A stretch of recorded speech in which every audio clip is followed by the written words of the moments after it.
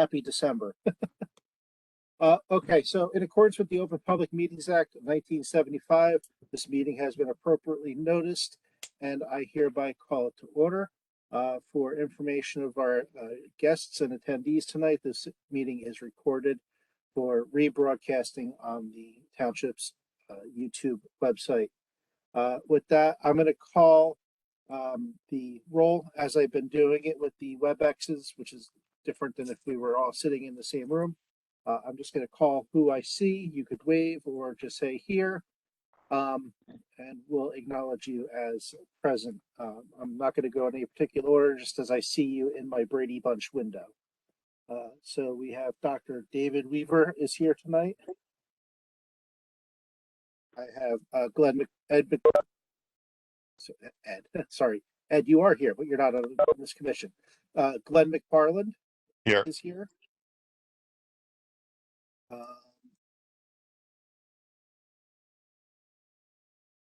I have Bob LaCourte, you're here. Here. I have Jessica Johnston, you're here. I have myself, Andrew Burian, present. Ted Chase is here. Ted, you are, I guess, the council liaison still? I don't know. Are you still in council? How long do we have? This month. For this month. And we'll have to get a new liaison. And then that's it. And Nancy said she'll be coming in late. Did I miss anybody? Summer Sedine is here too. Yeah, thank you. I'm just looking for commission members to make sure we have enough to start the meeting. But that's good. Great. So with that, we have a few things to do tonight. We have some formal applications. I will note that we have a quorum, and I will note that Nancy Hohenstein will be coming in late. And I will note that Vince Dominic, our staff person with the township, is here. So we are all here, present and accounted for. Thank you for your patience getting started tonight. Technology was not my friend. So the first application we have is for 27 Union. This is a roof replacement project. Is anybody here for that application? Yes. Can you hear me? Catherine Kish? Yes. Okay. Yeah, we're here. My husband's here also, Steve. Great. So I'm going to bring up your application and the documents that you submitted. Why don't you tell us a little bit about what you're doing? Oh, okay. Well, we had to replace our roof because it was about to leak. So we went ahead and replaced it, not knowing that we needed to ask the historic committee before we did it. So we do have the roof in place. Okay, so we're not going to tell you to go back and do slate. Okay, good. What kind of roof was originally on the house that you replaced? Was it an asphalt roof? Yeah. Yes, yeah.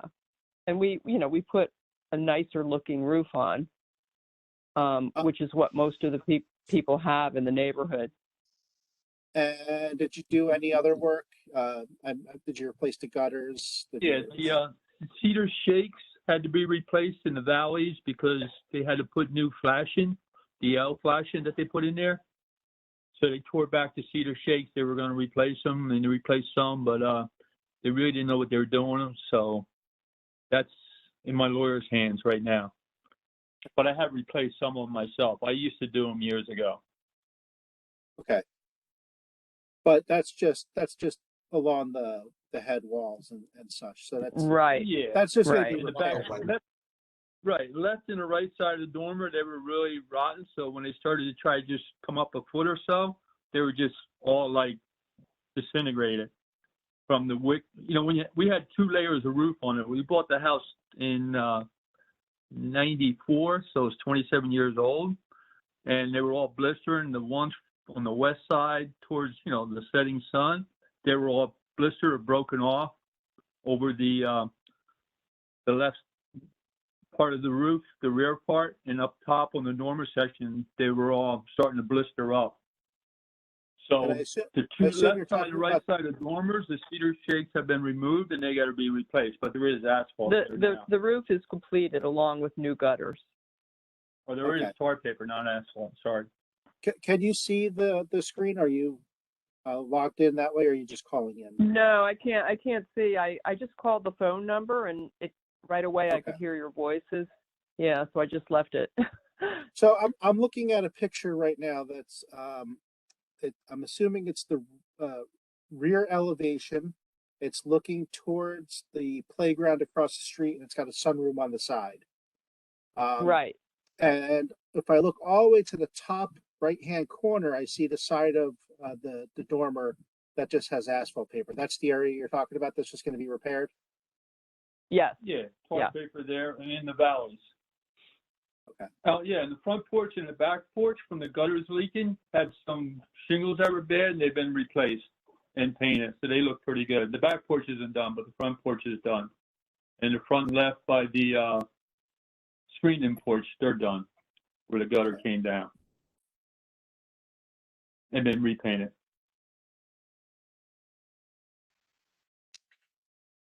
Anybody have any questions or comments for the applicant?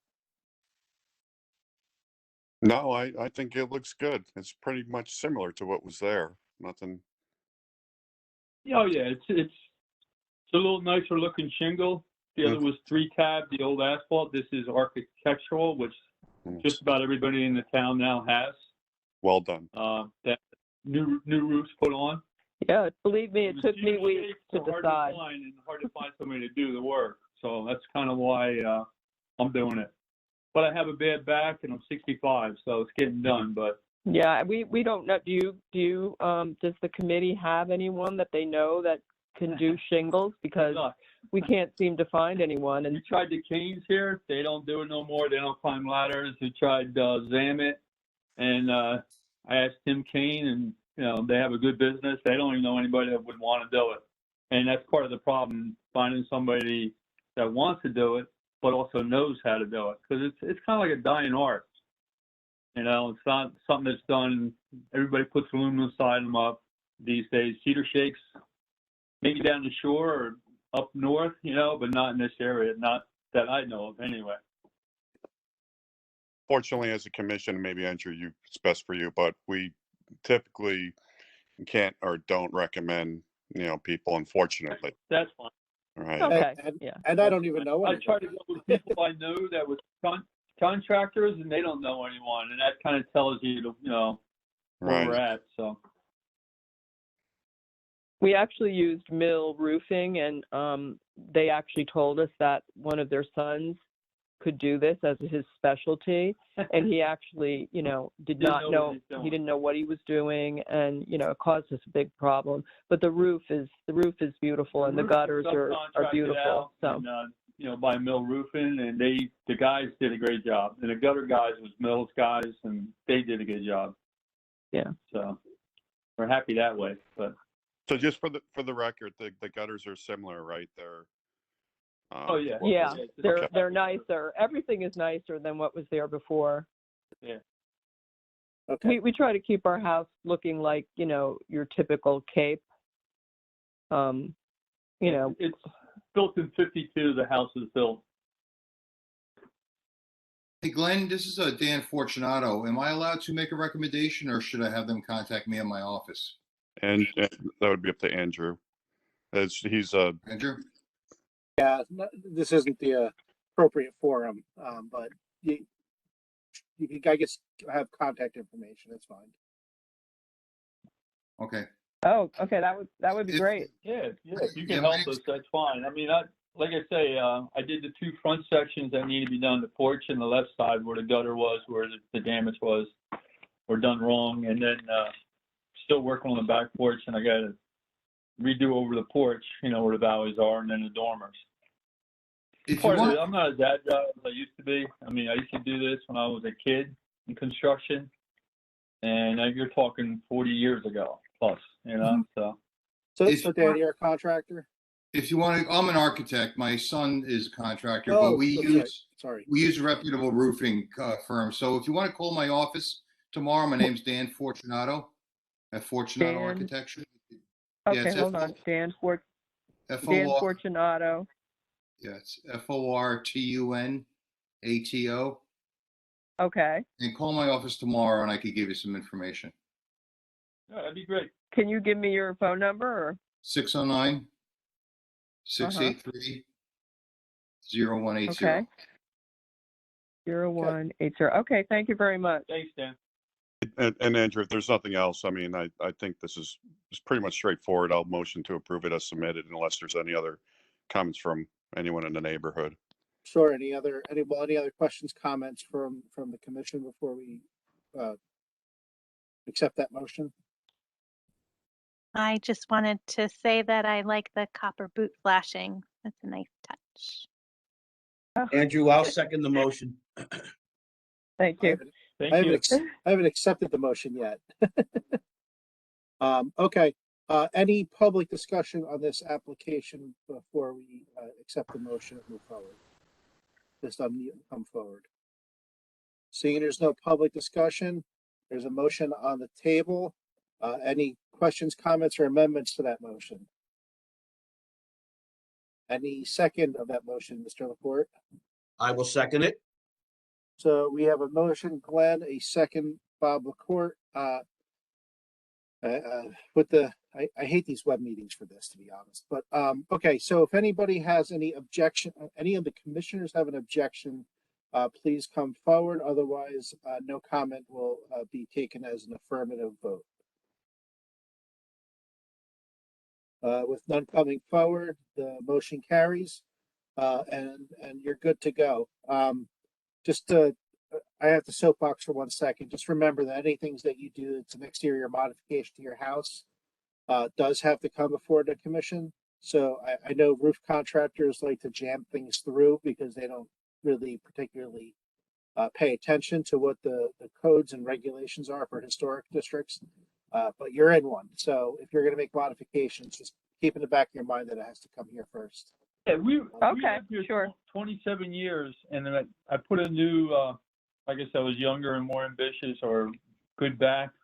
I put a deck off the back. So obviously I had to go for a permit for that. And that's when I used the historical, I had to go before the Historical Society also. But I didn't know like a roof or, this had to be done. We didn't know. I mean, I've talked to a few neighbors and within the last 5 to 7 years, they've had roofs put up, house painted, all this stuff. And they never heard of it neither. And they live inside I don't know what a Historical Society Committee, yeah. Or the committee, where it ends, but they all live inside of Union Street to 27. So I'm like, they said, I never heard of it. They just went ahead and did it. And I didn't know about it until we heard of the complaint. So we apologize. And anything, and anything within the historic district is supposed to get a commission. Where is the historic district these days? Well, where does it end in? There's several of them within Franklin. What I would do is I'd recommend you look at the Franklin Township website for the historic section, and there's a very nice, clearly delineated map that shows you the boundaries. We live on 27 Union across from the open space or the old school, the Chinese school now is. And we were told anything at that time, this 27 years ago, from Union to 27, all the way through is going to be considered historical. Anything on the other side wasn't, but don't really know. Not that it matters. I'm more concerned about me, but I know I'm in the historical, Yeah, Andrew, I don't want to cut anyone we'll short. We have a really long agenda. Yeah. And, We're getting there. Okay, yeah. Thank you very much. Right. And whoever So, the lady thank you. was, thanks for the compliment on Jessica. on the copper. Okay, thanks a lot. Okay, so the next application is 1045 Easton Avenue. This is for new awnings on the diner building, basically. Is anybody here for that application? Yes, this Somerset Dine over here. And who's speaking? Demetrius. Demetrius. And what's your last name? Koloniaris. Okay. It's a Greek name. So can you tell us a little bit about your application? This is the Somerset Diner. Yes. Everybody knows it. I ate there 2 Well, days ago. We had, well, if you look at the diner, you're going to see on the top, it's the red plastic right now, which with the years, yes, it becomes brittle, and with the wind, with the vibrations, that breaks. So I have to do something. And actually, what I put is not a real awning because I'm not extending it out.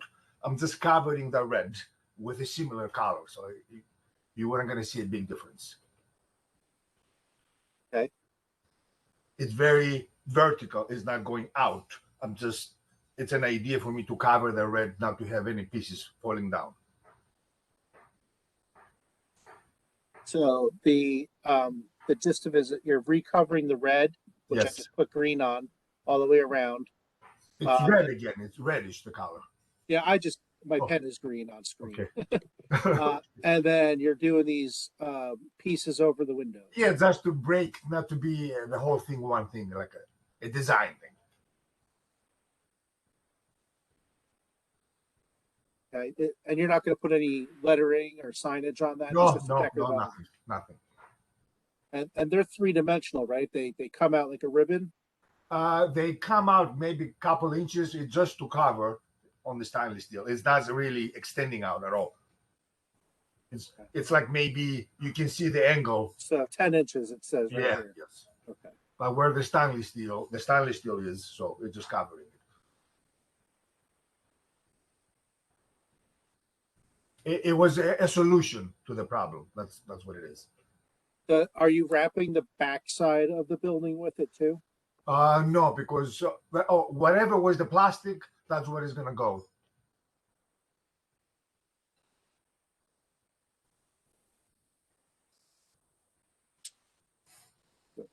Next slide here. So you're not really changing any signage. You're just recovering the plastic decorative band around the top of the building. Yes. And you're adding these little squigglies. That's all. That's as what the only decoration to break it difference. up. Anybody have any questions or comments? Go back to the existing diner.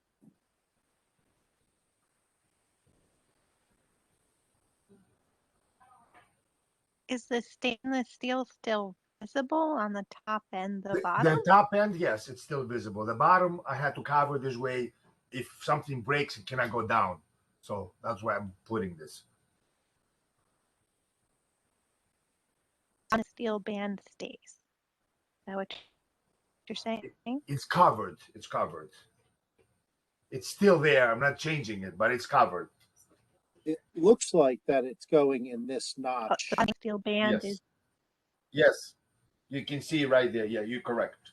It's just covered over. It just lost Jessica. okay. Am I gone? Are you back? I apologize. So I don't know if you can see the section, Jessica, but basically that bottom stainless steel band is going into this notch. So the whole thing it's losing its flatness. It's actually kind of like a pent roof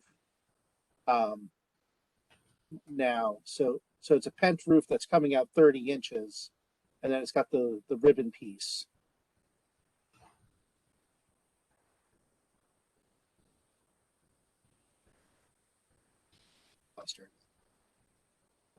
What's curved?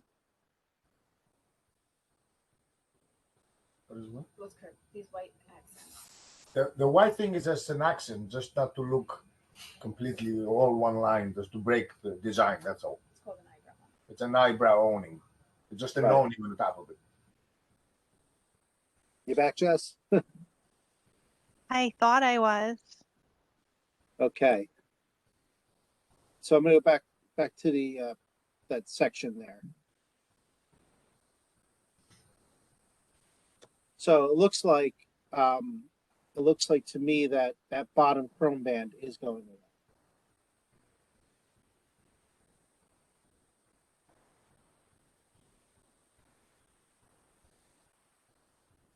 Is there a reason why you can't keep the bottom band? Yes, because the bottom band, if you look from the bottom, it's open. So if a piece falls, it's not, it's hollow. It just goes down, so you can hit somebody. So by doing this, I'm covering the bottom too. This way, nothing can fall down. So it might look from the side that it's stainless steel, but it's just open, completely open. If I can, I don't know if I'm able to show you. Underneath is open. So if, just for argument's sake, if Yes. if these ribbons got just a tad bit smaller and they put an accent band on the bottom to replicate what was there, is that a little better, Jessica? Or kind of speculating what you're thinking? The horizontal lines is you know, I don't know, synonymous with diner. So you're kind of losing that. I don't understand the bands, and I don't like the bands or the ribbons. And I like the stainless steel look, so I'm not convinced this is a good idea.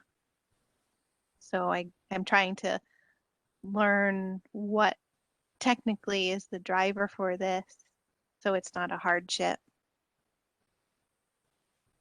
So I think the problem with the ribbons may be the scale of them, right? If they were even 25% smaller and you had that band on the bottom, I think that would alleviate some of your concerns. I think if the ribbons weren't there at all and you had a bottom horizontal band, I would feel better about it.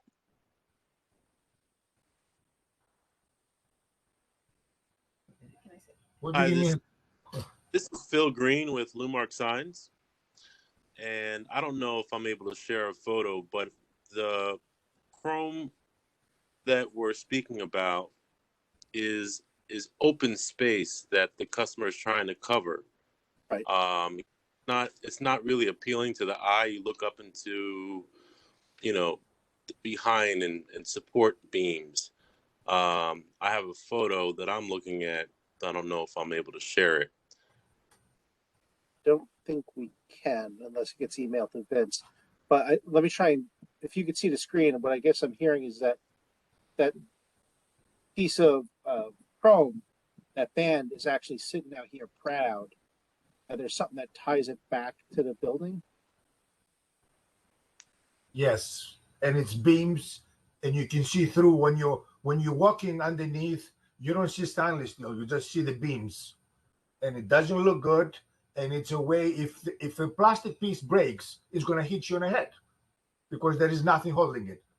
You only see it when you're looking from far away face. So I'm trying to solve the situation and avoid a problem. Right.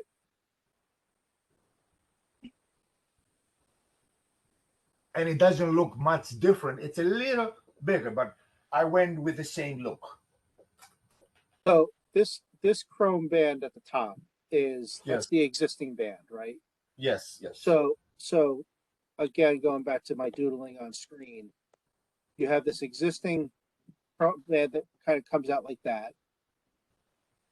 You have this new awning piece, which is going to go up to the underside of it. And that existing chrome band on the lower is being encased in the new awning, so that you're saying that if there's any plastic pieces on this band, instead of falling on the street or on people, it's going to just collect in the bottom of this awning. Correct. And you're worried about you're worried about pieces falling. So why not remove that band? And if you're worried about it falling, because if it collects, it's not going to be a problem. It's metal beams coming from the design from the roof inside. Plus, if you cut them, it's going to look completely bad. It's not going to look finished, and it's 10 times more the job than to begin with. So, and that's why the easiest solution is to cover it, protect the people. It's only a couple more inches. That's all it is. But to cut those beams coming from the roof, they're extending out and the face has stainless steel. But when you're walking underneath, you just see beams. You don't see stainless steel. And it's open space. That's what I'm trying to explain. The picture, you cannot really see it, but I understand. Yeah. So I'm trying to tie together what Jessica's saying and what you're proposing. And I'm just curious, this is kind of a conversation here, but you have this triangular shape. What if it got flat on the bottom again, and then that was a new reflective band that went around? Or do you still lose that horizontal ribbon that you're worried about, Jessica? Well, no, it could be done that way, but I guess it's more fabrication from the people. I don't know if they start fabricating it. That was the original plan, to be easy, to put one piece of aluminum metal straight down and to cover it up, to make it easier. I don't know the cost, or I don't know where the fabrication is. To me, it wouldn't really make a big difference to me. But I don't know now the owner, I mean, the owning people are there. I don't know the answer from them, because I think they started the fabrication of that. I don't know. Well, I'm not worried about their fabrication. I'm worried about making sure that it's appropriate. So Jessica, I mean, I just lost you again. I was just wondering if that starts to point itself in a solution that makes you more comfortable with the idea. Am I here? Yes, I hear you. Okay. If you want to turn off your video, maybe the audio will be better. I'll do that. Is that better? Yeah, I find that sometimes the video takes up too much bandwidth. Okay, I'm off. The awning is fabric. It's not metal. The awning is fabric. The frame is metal, but the material is fabric. Oh, It's umbrella.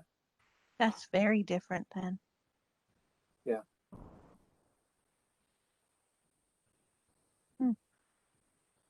Well, interested to know if anyone else has any thoughts on it.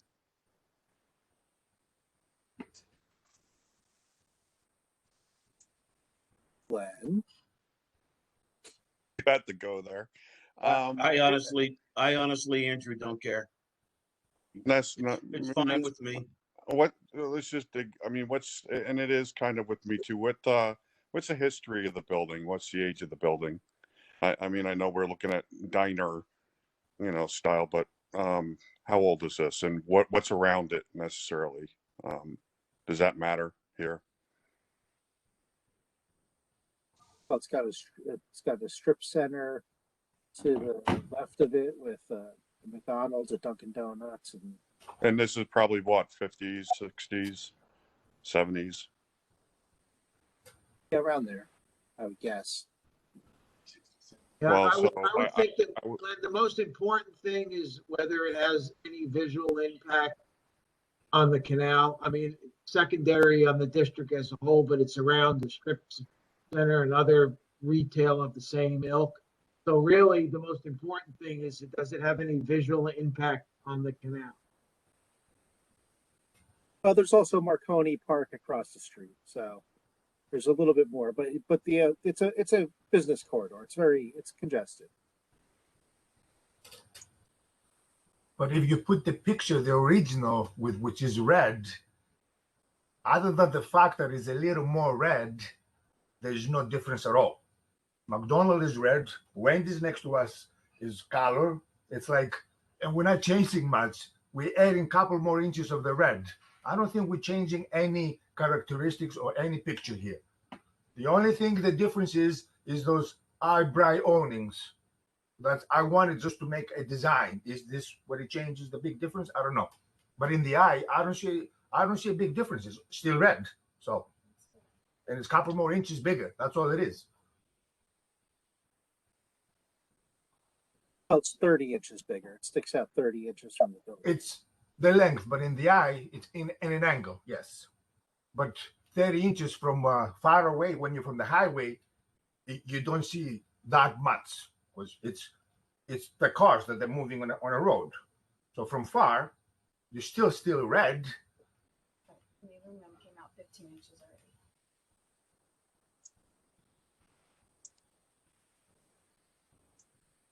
The context helps. Thank you for explaining that. So I don't take any issue since there's other commercial enterprises around. And I don't think it would have a negative impact on the canal point of view. It's good conversation though, because we shouldn't just dismiss the fact that it's in a commercial corridor, and that it shouldn't still be an appropriate modification. I think, I mean, I'm a little bothered by the ribbon, the little decorative ribbon pieces, but it'll probably be okay. Any other questions or comments? Any questions? I guess we should open it to the public before anybody makes a motion. Any public have any questions or comments on this application?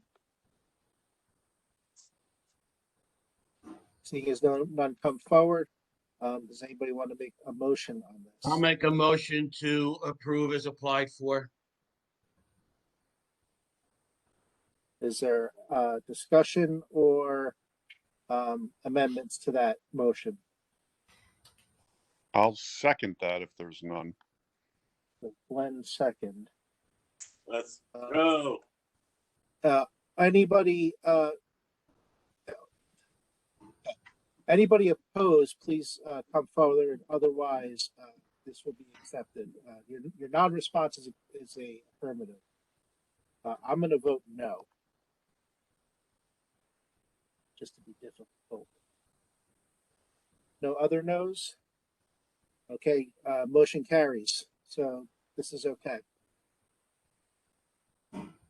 So Vince will be able to give you the next step to getting your permit. So thank you. Thank you.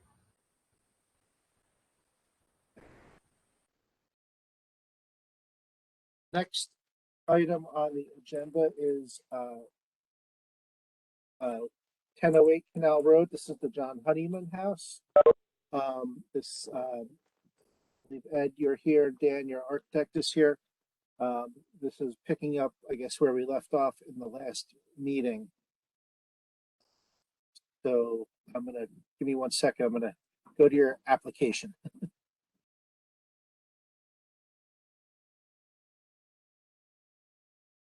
Here's the application.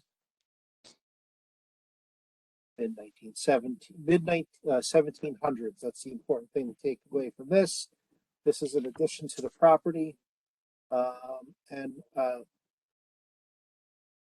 Why don't the applicant introduce themselves for record and tell me where you want to go?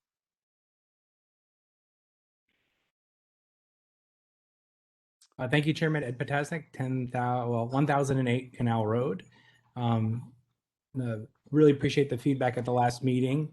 We made, my architect, Chris Pickell, will be able to walk through the changes that we made that we believe really strengthen the project and the application and overall the design based on the feedback that was provided. So I don't really have much more to add and turn it over to Chris.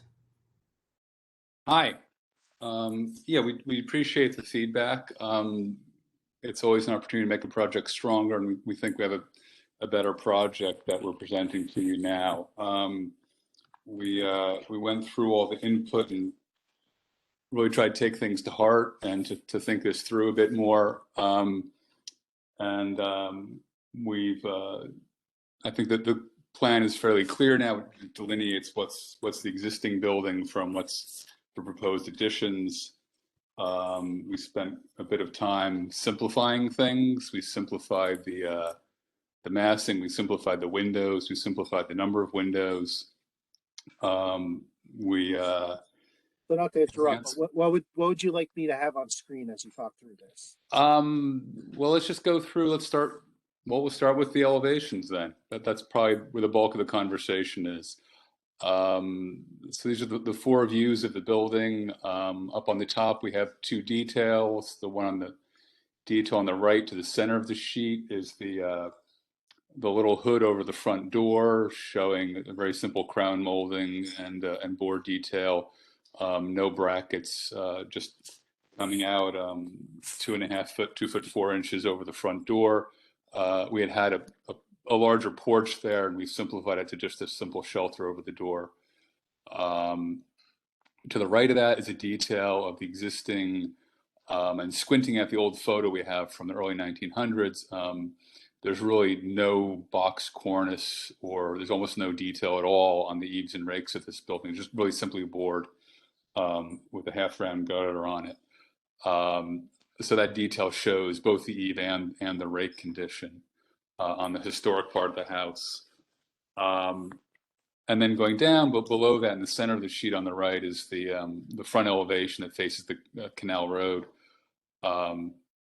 which again, we have a linear design. I think there was some discussion about trying an L, and we did, early on, we did try the L a few times, and I looked at it again the last few days. And maybe I'll come back to that. It's difficult. There's a tradition in New Jersey of extending out in a linear fashion. A lot of these old houses extended in a linear fashion along the road. A really good example is the right on the Griggstown Causeway. There's a very long, low masonry building on the north side of the causeway, which is just a unit added to a unit added to a unit in a linear fashion. And that's what we most often find is a vernacular pattern of how these old buildings grew through time. In fact, the core of this house is 2 units, one next to each other. So it grew in that linear fashion, parallel to the street, parallel to the gable.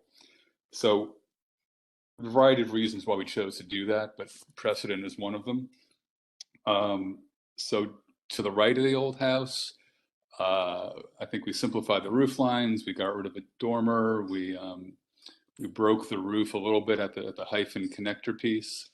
And then we kept all the windows to the same sizes. The other thing you can notice on the front elevation is a little clearer than before. We've distinguished the siding of the old house, which is a nice 7 or 8 inch exposure from a 5-inch exposure of the Burrell siding on the additions. And we carried that around. We didn't have it before, but this time we've carried that around. All 4 sides of the original house will have the taller siding, and the additions will have the smaller siding. And the window pattern is a little, the grids are a little denser, the mutton bars are a little closer together on the older section, which is what it would have been, and a pretty normal colonial revival kind of 6/6 windows pattern for the rest of the building. If you look at the lower right side of the drawing, that's the south side. We've simplified those windows a little bit as well. And around the back, we also kind of simplified those windows. And I think the north is, or rather the east elevation, excuse me, the east elevation is rather similar to what it had been. But all in all, we think we've made a stronger project. It's a bit simpler. It's a bit easier to read what is new. It's more legible. What's a historic building? What are the additions? The chimneys we also studied a little harder. They're in terrible condition. Really have to be rebuilt. So these are closer imitations of it. Without getting up on a ladder, we don't know exactly the dimensions of these, but these are pretty close. The intention would be to take some careful measurements before we demolish them and rebuild the chimneys closer to the way they were. And I guess the other thing is, if you can go through the other drawings, the floor plan, so on the dimension line on the bottom of the bottom drawing, it labels, what the original core of the house, which is this 30-foot square box that's labeled on there, 32-foot square. And then going up the sheet, the 32 feet is also the same dimension. And actually looking at the floor plan, it's good. The the linear extension as opposed to an L. If we were to make an L, because the house is just a 32-foot square, we can't really make, if we swing the garage around and go off the back side of the house, it would abut into the back of the house, and the back of the house would be completely obscured. So we have a choice of which wall to obscure, the back side or the side of the house.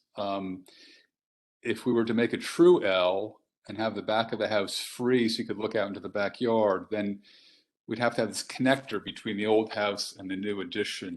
And that became pretty large, and we get into all kinds of roofline problems. So we kind of discovered that the old wisdom of taking the gable end and extruding it out in a linear fashion is actually the simplest and the most efficient way to do things. And that's why they did that in the past so often. If you have a bigger, because the house is square, it becomes particularly difficult. If the house is already kind of linear, it's easier to make an L, but the geometry here was difficult. I think you've won me over on the linear progression. Yeah, sorry to belabor it a bit, but no, it's okay. But it's good to discuss it. Yeah, some of it is just the massing and geometry of the existing building. And then the next we have there's a rendering I did. It's labeled SK there. So this is a fast rendering, a bit based upon a photograph, so it's not hardcore constructed perspective, but it should be pretty good. And this should be pretty close to the view one gets from the intersection. So coming from the intersecting road, always forget the name of Bunker Hill. Yeah. Right, coming down from Bunker Hill and looking a bit down Canal Road, this is pretty much what you ought to see. So we think the historic house will be prominent, even though it's further away in this perspective, off to the right side, and the addition is closer to Bunker Hill Road. I still think the historic part will be the most prominent, and I've sketched in some shrubs and things there because the house is pretty close to the road, and there will be some shrubs in the front that will obscure the addition a bit. And the high squiggle in the back of the high squiggle is the trees behind the house. There's some mature trees behind and particularly behind the addition part of the house. So this we think is fairly true to what the house will look like in 3 dimensions. I'm just going to scroll to the pictures to give some context as well while we're talking. So this, I guess it's the barn. That's the barn, which is quite far behind the main house. Hard to see from the road, actually. And then there's the site plan. And here's the site plan. So the photograph, the very grave photograph, shows Bunker Hill Road aimed pretty much toward the addition of the house. So your perspective is almost taken from, say, around here. Correct. Exactly. Yeah. It's hard to photograph because of all the trees, so the perspective is based on a photo, but that's... You know, Andrew, I don't know about anybody else, but I think it's a marketable improvement, you know, I'm looking at this. Thank you. Versus before, yeah. No, you put some effort into it, and it's not necessarily my wheelhouse for, you know, maybe some of the little things, but I think it's a marketable improvement. I would just add right now that, you know, if the chimneys do need to come down, with the provenance of the house, that if they're original brick, you might want to, you know, inquire with the salvage company or something for that brick. You know, it's sought after. So yeah, I'm afraid they're probably in terrible condition, but yes, we will. I think we'd probably want to repurpose them ourselves if we could, actually. I mean, they make nice bathroom tiles if they're done right. And are they both? Are you planning to put 2 fireplaces in again, or is one going to be, you know, for heating, kind of? That? We would like to have 2, actually. The one on the right side there's a particularly really beautiful mantle downstairs in the first floor. The one on the left side, the firebox has been rebuilt already. But yeah, we would ideally we'd like them both functional. No, I would assume that it stays in kind. I just, you know, sometimes they disappear because you know, we go to direct vent stuff and. Well, the difficulty is the one on the right in particular is about 12 inches wide, and so there's 4. It's 3 bricks. There's a brick, there's a 4-inch void, and there's a brick. So I'm drawing in this photo measured off of the counting bricks on other photos. So it's impossibly thin to even get a direct vent up through it. So and that's the one that's more likely to get a gas fireplace anyhow. So we might have to increase that by another 4 inches to get a 16 inches of masonry, or the appearance of 16 inches of masonry. So oftentimes rebuilding historic proportion chimneys to make them function with modern code is difficult. Yeah, contrary to popular belief, masonry does not last forever, especially when it's not taken care of. Correct. Yeah. So these have been up on the weather for many, many, many decades, and we do need to reconstruct them. Again, just looking to, maybe salvaging that somehow, or using it yourself. And I mean, they're terribly sought after, and especially with Providence, with the Honeyman house. I'm sure, someone would pick that up. Yeah. If we don't use it, we can do that. Yes. The other thing I just wanted to highlight is, and in this upper right-hand picture or elevation, the bushes are placed kind of between the windows of the additions, so that the house is really popping. And that was something we took from the feedback, that we could do with landscape to help center the eye on the original building, the original home from, John Honeyman lived in. So, he's kind of got them in there, but they'll be blocking it, but you got to show the thing behind it just so folks understand. Yeah, well, the perspective is a little different. I think the perspective shows kind of a gap at the front of the historic house. So I think, that's the ideal landscaping, is to give a glimpse of the old house and obscure the new a bit. Understand what you're doing with the siding. I'd like to get maybe others' opinions on, changing the siding up. I see it does set off the house, the original part of the house. I like that. It looked a little bit off. I don't know that they would do that. I guess if they were adding on, it would. I don't know if there's anything else you can do. I'd like it. Andrew, what do you think with the siding? I like it. I like it as a gesture. I would say the one thing that I'm having a little bit of trouble with is right here. It seems that there's a fake corner board here, and that the hyphen on the front is not carried to the back, so that change is not as clean. And you can see that if you go look at the plans, it's pretty clear that that line is right here, right? So it doesn't have the same relief that this has on the front side. That's the one thing that makes it a little hokey to me.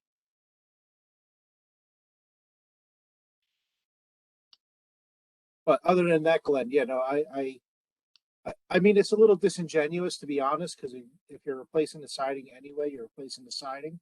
But at least you start trying to give a preference to I don't know, to that original mass. It might even make it look wrong if it were. I like that it sets it up. I just didn't know what I don't know with it. One style of siding, when typically you put the wider clapboard on there, that would be, you're showing it's on the smaller house, and you're showing. I think back in the day, it meant more wealth. It showed better for the house. That's what that meant. And I don't know. It's just something different on here. I thought I'd throw in there, and I like it. I like how it's set off. So I don't think that I have a problem with it. There's many times we find buildings that have 3 or 4 different kinds of siding, because each time they did a building campaign, they bought whatever was cheap, convenient, or whatever they thought was good looking at that time. And so, there is a logic. It's more labor to make narrower boards. So in the old days, a narrow board was a rich man's board. But I've seen every combination of siding and you never can quite figure out what the real story is. So I think we're using it. The old building had the tall siding, so we want to continue that in the old section. And the new stuff, narrower, is easy to get a hold of. So it kind of makes a logic just in right. Are you repairing what's already there on the? Well, what we'd like to do is to harvest enough of the old stuff to put on the front on Canal, and then to we certainly don't have enough. It's been in the weather, and it's unclear how old the siding really is until we remove it. But we've oftentimes we've recycled the old siding and put it on the front on the showplace, and then kind of imitate that around the other three sides where there really, frankly, isn't that much material. It shows, you know, on the edges of the mass on the other three sides. Then with that, I'm assuming there's no sheathing and then you've probably got brick walls within for insulation, and that will probably go. What are your plans with that? And my only question with this is because that will affect, you know, bumping it out, any detail what's on there that I can't see right now. I'm blind with this. We know that there are bricks, and the plaster is in pretty bad shape. And I'm assuming that there's no sheathing, and that we would add a 1/2-inch sheathing. The windows are, you know, the window sills are rotted and all that. They need to be rebuilt. So I'm assuming we're going to be redetailing the windows and adding the 1/2-inch sheathing and just wrapping the whole thing and either removing or replacing the brick selectively, depending on the conditions we find. But it would be nice to get insulation in. On the other hand, the brick, if it's good, right, the R value of brick is nothing really versus what you the noggin doesn't really do anything for you. But then again, Andrew, we've come across this before. You're adding 1/2 inches, and I can't see. Is there detail that we would be missing that, you know, is going to be lost by bumping this out? Well, yeah, there's going to have to be jamb extensions on the windows. They're going to have to remove the hoods. They're going to have to move them outboard. Yeah, the walls are not conventional thickness already. They require a jamb extension because they're not a stock 3.5-inch studs. So the 1/2-inch plywood is not going to cause any real problems because as I said, the window sills are completely rotted. They have to be replaced and things like that. So you're suggesting wholesale replacement of all the windows? Yeah, there are a few sash nailed in place that may be original, but all the windows you can see from the road are not historic. They're all 20th century replacements to begin with. So there's a few sticks of trim left. Are they wood? Are they vinyl? What are they? They're wood with the you know, the aluminum tracks and the tubes. You know, kind of the 60s. The spring-loaded. Spring-loaded things. Yeah, that's the bulk of them. But I think there's one from every decade almost.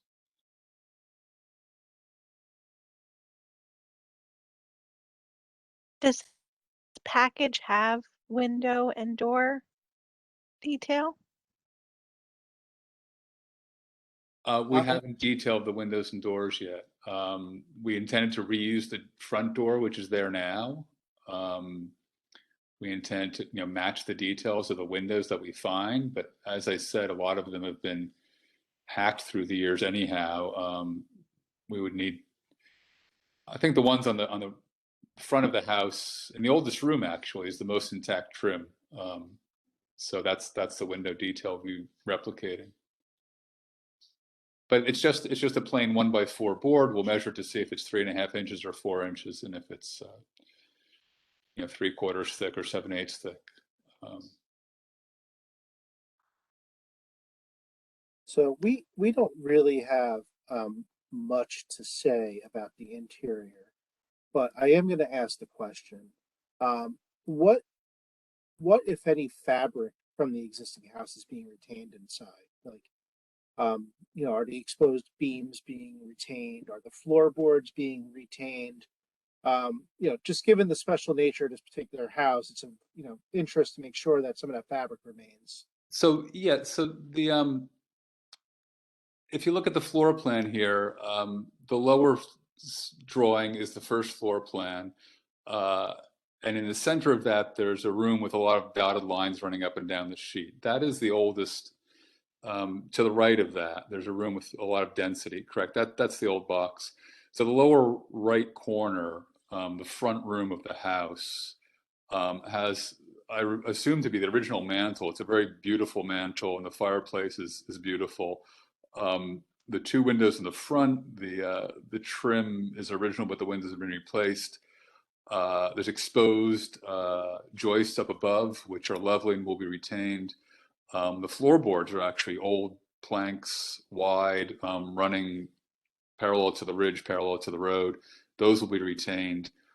The room to the right of that, to the left of that, excuse me, in this floor plan is an addition, which is really quite old, but the joists are exposed above, and we will keep them, but they don't seem to be original. And the firebox has been rebuilt. It's all kind of red, hard-fired brick. But again, we're going to retain most of that room as it is, with the floorboards.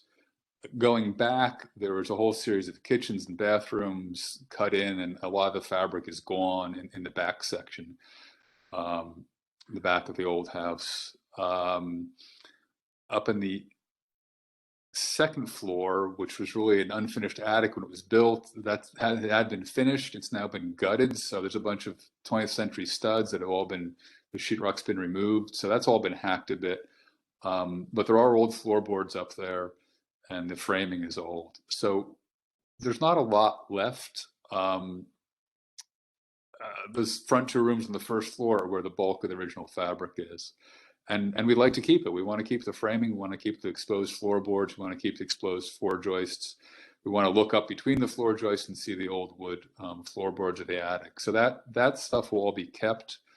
There's one or two old doors, and that's about it. There's not a lot. There's a bit of trim. There's a bit of baseboard here and there, but it's runs of baseboard 4 feet long. Our intention is to keep all that. But the house has been pretty ill-treated through the 20th century.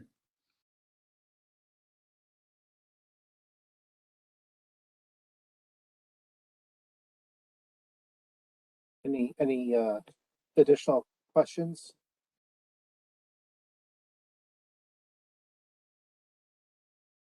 So I alluded to something earlier. Just wondering if you could elaborate on why the hyphen wasn't carried to the back to get that last piece of separation. And is there the potential for 6 inches a foot there, just to help, just to finish breaking up that mass? I think you've done it beautifully up front. Yeah, we could do that. We could make that work. I think, this is an artifact of some other parts of the design that have gone away, I think. We could put a 6 or 8 inch break there, which helps things read and be legible. We do a lot of work with old barns, and old farmers lined everything up. They never broke anything. As an architect, my instinct is always to break things, and perhaps here would be a good thing to do that as well. My sense is just to give as much distinction to that original square as possible. Yeah, it would make it more legible. It would make it more clear what's new and what's old. The only thing I would say to that, like functionally inside, is that's kind of where the man door is from outside. Right. And there's a 4-acre property, and that's leads onto the canal. So that door you're looking at is the door you come in the most. And so and there would be this awkward jiggering around. And so like you're likely to want to, I'm just thinking practically. Yeah. I spent a lot of time here outside, put down the shoes, put down things. And 6 inches doesn't seem like a lot, but 6 inches when you live on 4 acres of mushy land becomes pretty important, especially in that entryway, which is really what it is. Because the approach here is not from the front, the approach is from the back. And that's like the main door that we're looking at. So I understand what you're saying, Andrew. I wonder if could we do like a board and bat in that section with, still painted white, like the barn, that would also break it up, but with just keep the line for that little bit of space, because it's, I don't know how many feet it is across there, but I feel like it's like 8 or so. And, you put a bench there and then you have a hard time walking around it to get to the stairs and then get to the rest of the house. And so it doesn't seem like a lot. It's actually a pretty tight little area. You got 2 doors swinging, landing. I'm hearing what you're saying, just thinking. I guess my only issue is that, and I guess Chris would have to resolve this, but that makes this transition on the elevation more awkward. especially with the different roofs coming down. I just think that if you push that back, it would help with the roof intersection here, and it would also help free up that corner.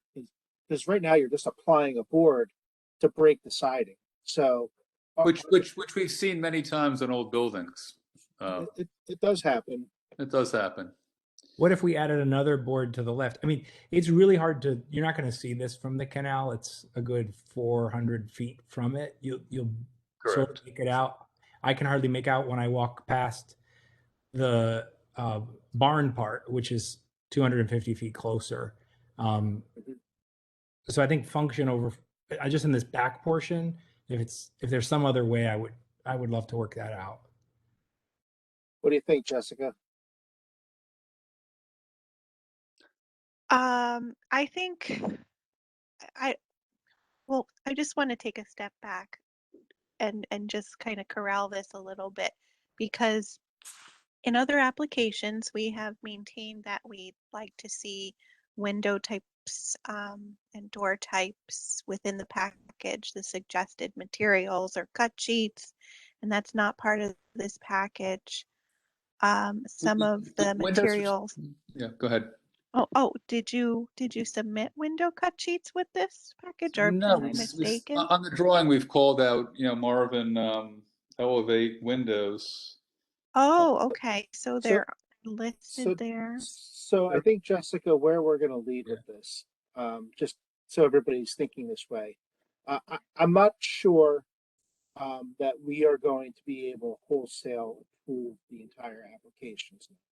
I think we would have enough information to approve the concept of the application so that they can continue development. But I think that there may be certain things that we're going to have to take a second look at, like the windows and the door package, for example. I think a little more detail would be helpful if that clears up what you're thinking. And I could be wrong. Somebody can make a motion this wholesale approve it. We're happy to prepare a window and door schedule and submit that. But that's just what an approval with that as a condition. Right. So that's what I think we're leading, Jessica, is either to conditionally approve, looking for additional information, or whatnot. So at least that's where my mind is on it. I'm not saying to approve or disapprove.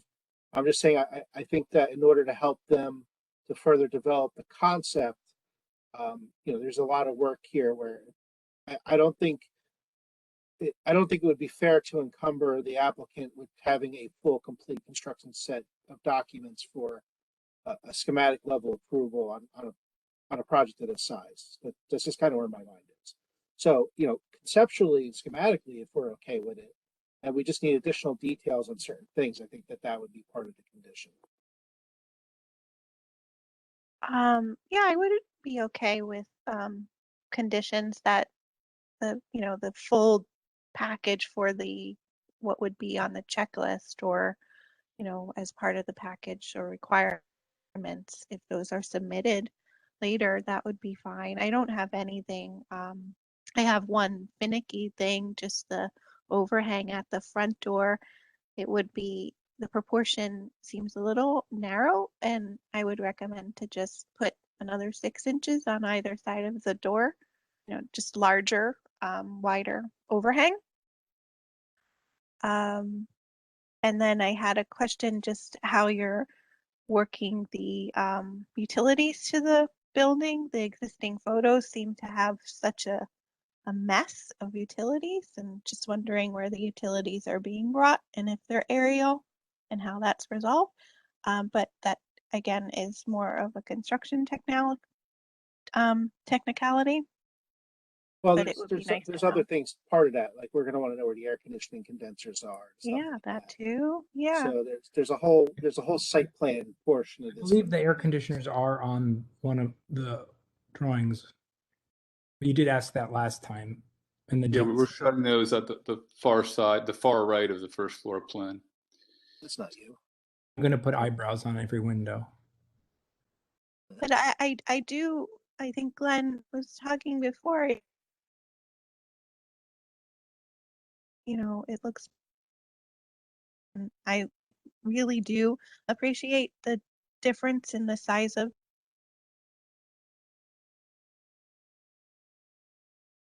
it's just the 2 inches. But it would be nice to Are see. you breaking up? Is it just me? Or? Oh, No, am I breaking? You're breaking up just when you're soapboxing about good stuff. No, I was just agreeing. I heard It something really nice is a about nice. Glenn in there. I thought I heard something nice about Glenn. I really need to hear it again right Well, you now. obviously misheard. I agree. It's a nice, consistent with what we've required others moving forward. Commission. That's my comment. So I have one question for you, Jessica, as the other finicky detail person on the board. In terms of the elevations, does this return,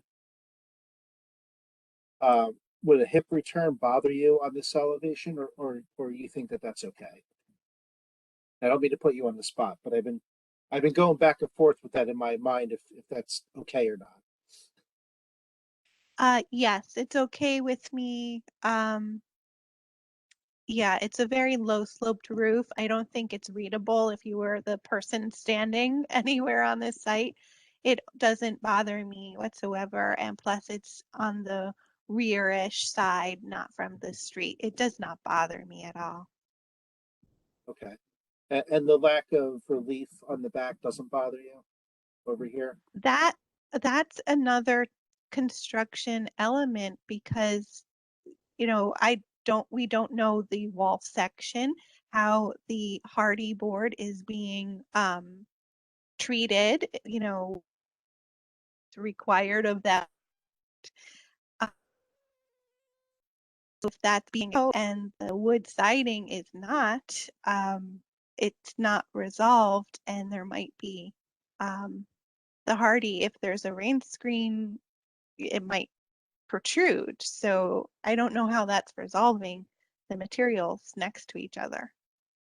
Yeah, With and just a 5-quarter board. And that's kind of what I was leading to with the, if you had a little bit of relief there, it would help that detail.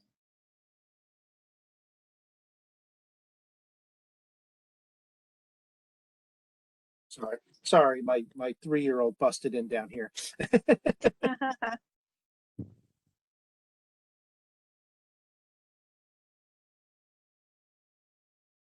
Does everybody's been kind of quiet tonight. I'm going to start calling on people.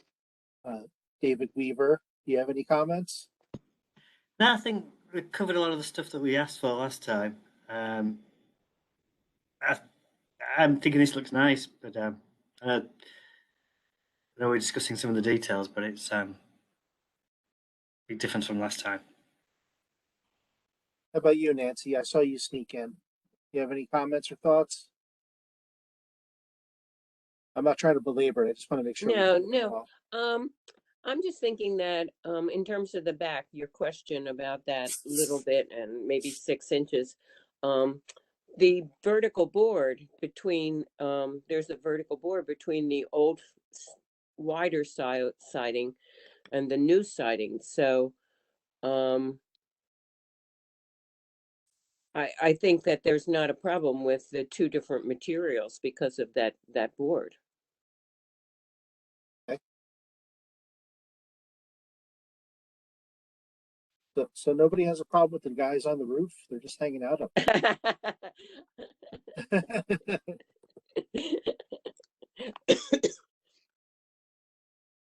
Interior Okay. ghosts. So let's just cover really quickly before I open for public discussion and for a motion, what conditions we may require. Jessica, you and I started that conversation, and I think a more comprehensive door and window package, you know, with the appropriate detailing, is definitely one of the things we need. I'd like to see a wall section of the old residence. Right. With the through the, so you can see the profile. Do you want to, so we've asked this previously of others, do we want a full building section? Do you want to understand the floor alignments longitudinally and horizontally, or will a wall section just showing how the hardy board will work suffice? Just the wall section showing the the exterior profile and how the hardy board's attached on a rain screen or not, on how that's being treated, and then versus the old building, because that would tell us if that 5/4 vertical board is going to pick up the difference or not. And the eave detail up top is okay, but that should be baked into a wall section, I think. Yeah. And that should apply to both the historic and the new, right? Yeah. Let me add, with the hardy board, are we looking for what they call the printed side, painted side, or the smooth side? What's Smooth. Yeah, okay. always smooth side. Yeah, I get that. I didn't know if it made a difference on this house with trying to match kind of something that's there. Okay. That's kind of a standard for us is always the smooth side, because Always smooth. Because the impressions of wood are just always fake. It just looks too fake.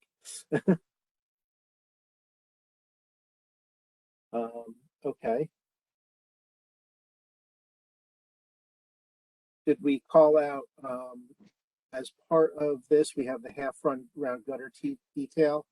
What about leaders and conductors? Are they called out on the drawings? Yeah, there would be 4-inch round. We will call them out if we have not. Are they copper or are they rolled aluminum?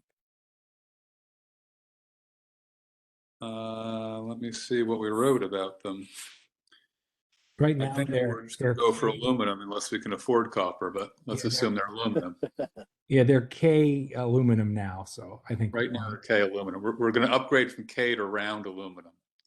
Okay, so round aluminum. Yeah, no, K is a bad word. Yes. Is it going to be a galvalume? Is it going to be just a white? We're just going to go for the white on this house. I love the galvalume on barns.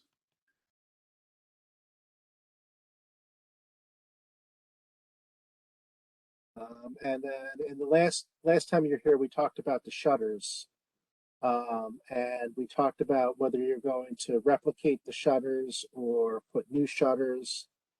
What is the intent there? And I noticed there's still no shutters on any of the new, just on the historic.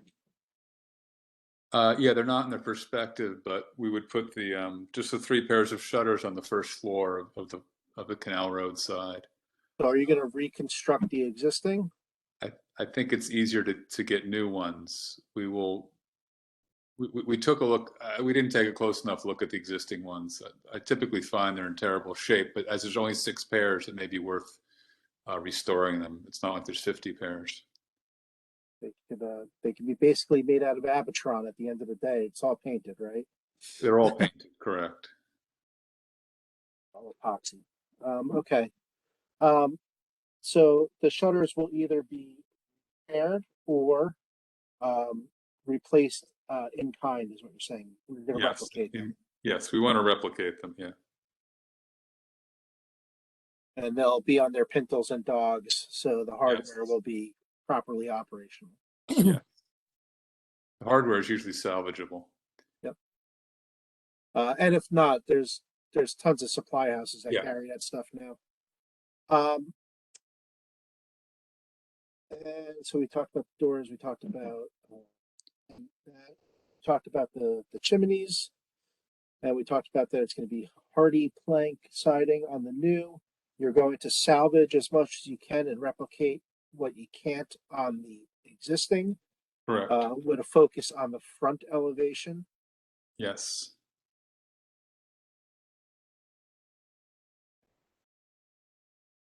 Just trying to cover all our bases.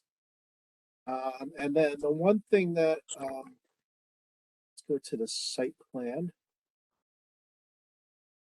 So one of the things that we discussed in the previous meeting as well related to the site plan was you got this new driveway that you're proposing.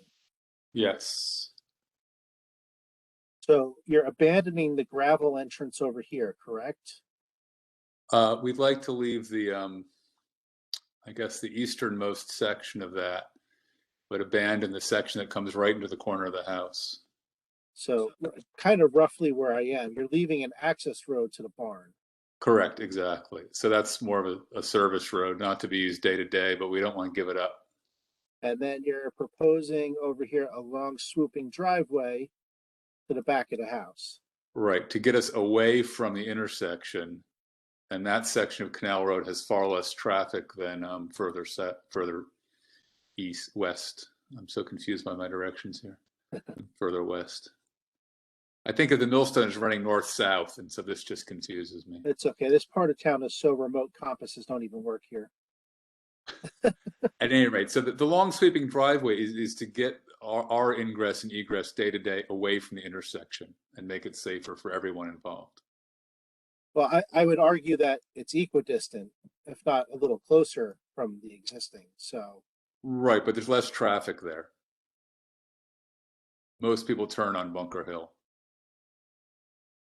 Yeah, the part south of Bunker Hill, after all, is a county road. And doing a driveway there, you get entangled with the county. But if you have the driveway north of Bunker Hill, then that's the township road. Yeah, that's another benefit. interesting. And we talked about the potential for phase one archaeology shovel test just in the areas of disturbance. So is there any more word on that? I'm just trying to review my notes from the last meeting. Yeah, thank you for flagging that. So I spoke with Mr. Hunter. I forget his first name. Richard Hunter. From Hunter Research. And he had a very nice time coming out. Actually made a second visit with his colleague Jim, which I thought his name was Jim Hunter, so I got the two mixed up. And they spent quite a lot of time in the building. Their main investigation, I'll call it, was to figure out, whether there was anything that they would suspect as, a likely find around. And because the house, as Chris mentioned, was built in two sections, he said that normally, like the first section is built with like a lean-to sort of shed roof addition kitchen, where they would find lots of stuff if that was, let's say now grass. But because they actually built on top of that to make the extension, and they could tell that by the lines in the basement, the different beams, and then where the fireplaces were. And then the basement, because of the water, we're near the canal, they did a good job in dry proofing, whatever you want to call it, with a French drain in the basement. But part of that process was they poured a concrete foundation. So basically we have a time capsule of that kitchen area, which, a shovel will not get through, but it's locked in there from the previous owner. They did not recommend actually doing a phase one. Well, they said that there wouldn't be much that they would find because the loo would be out the back, the privy, and that would be with not any of the area we're disturbing. And the conversations, and that was also the guy from Monmouth University, I forget his name, had the same sort of, the same sort of assessment that as we're digging, we would be looking, and he'll come and sort of explain how to do that, and watch to, hopefully strike gold like Glenn did in his project for artifacts. He says there's really nothing, that 6 holes over that course is going to find. When you dig all of that area, the addition and the disturbance for the driveway, that's going to be the best archaeological study that you can have. And we are committed to doing that and making sure as we're doing it, we're keeping an eye out and, collecting anything that we find, which I remain hopeful about. So you're saying that there's going to be a partnership with the university, potentially Monmouth University, to do base level just observation, or? Well, actually not with Monmouth. He said, just stand by them. And, when they do the first 18 inches, that's really the really important part. And then they do this sort of digging and then shaking with the front. And then, you go through it and they do it in another spot and you kind of rake through it. And then, as they go through to train the folks working the backhoe what to be looking for. But he says you're not going to find, any structures from, given his historical experience. So, Andrew, I agree. Shovel tests might not show a lot. I like the alternative kind of being presented. I would say for our sake, I mean, again, it's got to go to vote. For our sake and being consistent, especially the provenance around the house and the territory, and this being, a national debate on Honeyman, whether he was a spy or not, and this and that, then maybe if he can put that in writing for us, Yeah, I was and then thinking have that the universities, I think, would jump on this and enjoy it, and the students, and it could become something beneficial for the township, and be nothing in cost. I'm happy to explore that. Like if some folks at Rutgers, like my college roommate, Jim Ciclione, was a archaeology major, and I know how excited folks are to look on a project like this. So I'd be happy to explore something like that. And, see as we're doing that. I mean, we're not talking about, weeks and weeks of digging here. This is stuff that's going to happen over a short period of time. And I'd really love working with you guys on any connections you have in that area too. That makes a lot of sense. So, Ed, what I'm hearing is that you talked to Richard Hunter. That's great. I think what we would ask is if you could get him to just write a letter to the effect of what you just outlined from your conversation with him. I think that would suffice. And if you could just give us just a bullet pointed plan for working with the university and the outreach that you're going to attempt, I think that would close the loop on the archaeology report. Yeah, I mean, Princeton University would love it. I mean, we spoke with a lot of them down there with the artifacts we found. And they were all over our property. They weren't, I don't think I found anything underneath their kitchen except this big brick cistern looking thing, so I don't know. Yeah, or even Rutgers. You have a couple institutions very close to have. Are you allowed to say that, Andrew? Rutgers is the State University of New Jersey. Why can't I say that? Or you are? Okay. Andrew? Yeah. I think Vince was talking. To be involved? Vince, we can't hear you. Oh, really? That's probably why it's been a smooth meeting. Yeah, don't worry about it.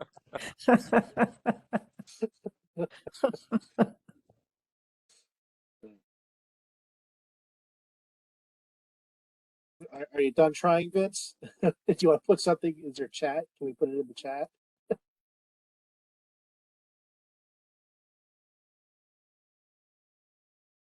I'll move on from Vince, and if he wants to chime in, he'll text me and tell me something. Okay. So I think that we've covered at least what we've talked about in the past two meetings. I think we have an idea of what conditions that we would have to establish in order for this to move forward as a concept. I think, I'm not going to speak for everybody, but I think the commission is generally comfortable with where we are today.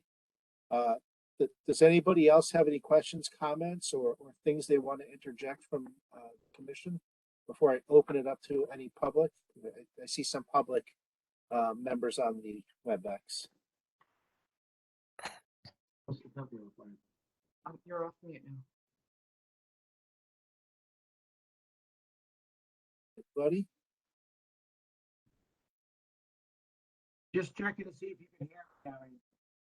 I'm good, Andrew. Open it up to the public. I see Vince trying to chime in again. He should just go silent, I think. He doesn't know how. All right. Given that nobody from the commission is coming forward with additional comments. Well, wait, can you, I mean, if Vince has something really important to say about what we're asking, without holding him up, if he can call you, text you or something, because we're not able to hear him, it might be important. He kind of chimed in here, you know. Is he writing you? Check my phone, and now I have to have that awkward moment where everybody knows I'm looking at my phone. I hate that.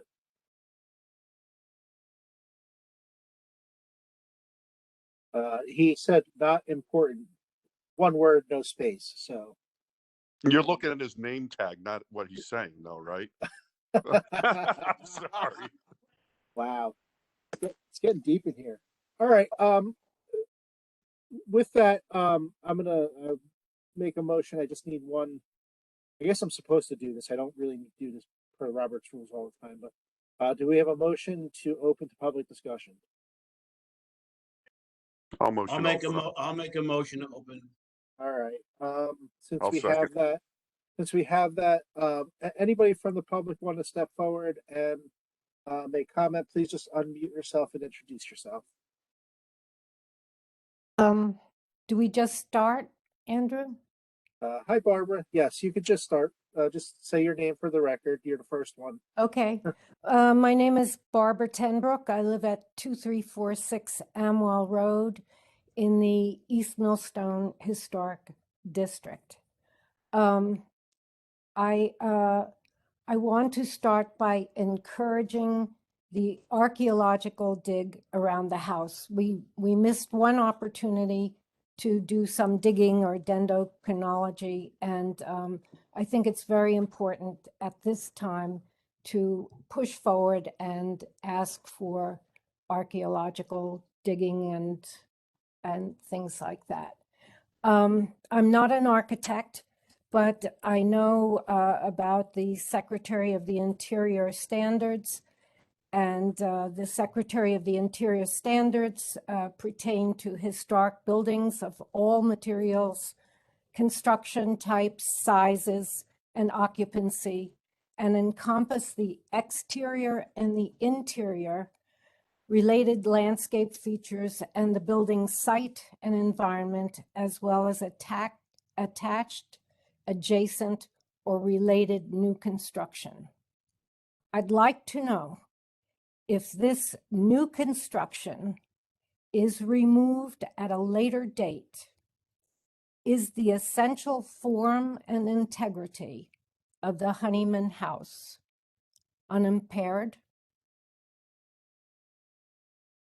I guess I should respond to that. Yeah, we are attempting to keep the original core of the house intact. It's this 32-foot square, and we are appending new additions around that. But yes, we intend to keep that intact. And what So about theoretically, one could remove those things in the future, yes. the windows, the doors, the 1.5-story elevation? I'm very concerned about that. I'm concerned about the street view. Griggstown considers this property rather holy. John Honeyman is a legend and a very important historic character during the Revolutionary War. We understand that. I'm very familiar with the Secretary of the Interior standards. We do a lot of work with that.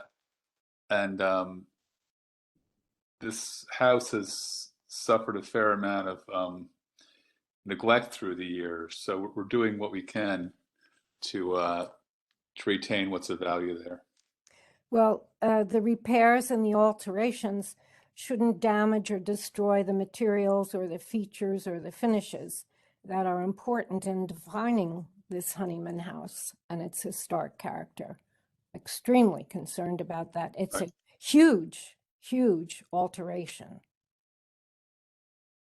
with rather poor landscaping. Andrew, I just, if I can interject or don't know, is it something that would require Habstrongs just to get it there. Something fairly simple of a smaller house to get Well, on file and be done with it, and Well, the core of the house is going to be largely unaltered, and it's going to remain. So, no, I know what you're asking, Glenn, but well, no, yeah, because we found out when we started going at ours, and ours is 100 years later, we had problems where we had to double up floor joists for certain loads and things when we added and did things that changed the characteristics of the inside. We lost an inch here and a couple there and stuff. So maybe that suffices what she's asking for, or it puts everyone at ease, and it's I don't know. Well, we try to say something. No, I'm just listening. I just got it on the phone, so Okay. But yeah, no, I wasn't saying anything. I guess my argument to that, Glenn, and this is not to be contrary to anything that was said by the public discussion, is that the main block of the house is being I'm not going to say preserved because it's being altered, but the main block of the house is intact, right? And the applicant's testimony was that the interior beams and exposed floor joists and the existing floor Right, of which we don't opine on, but if it's something within reason that they can just offer to do themselves without it being a requirement of us, I would probably say just suggest that, if you're going through this, because again, it's a historical property that. Well, what exactly are you asking then, Glenn? If we want a set of tab sketches to put in the library? Hey, wait. I need to interject here. I think it would be inappropriate for us to require something where they're not, if they were removing that fabric or destroying that fabric. No, I get that, Vince, but I want to do anything in the interior. No, I'm trying to get to the root of Glenn's question. I understand what we shouldn't and can't do. I just want to get to the root of Glenn's question. That's why I was asking. Get into the requirement. I'm maybe throwing that out there for them to look at themselves, to say, hey, that's maybe an idea, and that works well with the community. We'll do a HABs on it. And I just think that the root of Barbara's question is that the main body of the house is being altered with the new interior layout and the connection to the addition, and that at the end of the day, if you tore the addition down, is the integrity of the main body of the house going to remain? I think that was the root of the question, and I think the answer has to come from the applicant, but and Barbara, I'm not trying to put words in your mouth, so please correct me. No, you interpreted.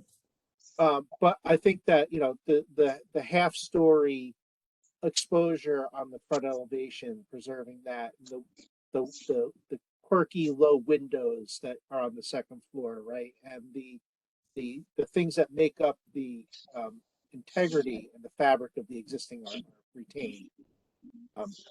I think that the applicant has spoken to that a little bit, and I'm not sure if you want to embellish more.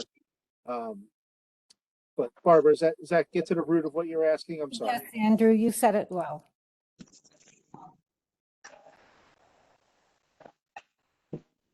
I don't really have anything to add. I think we covered it. Barbara, do you have any other questions or comments? Well, I just want to emphasize the dig around the place, maybe some dendrochronography, if you can do that.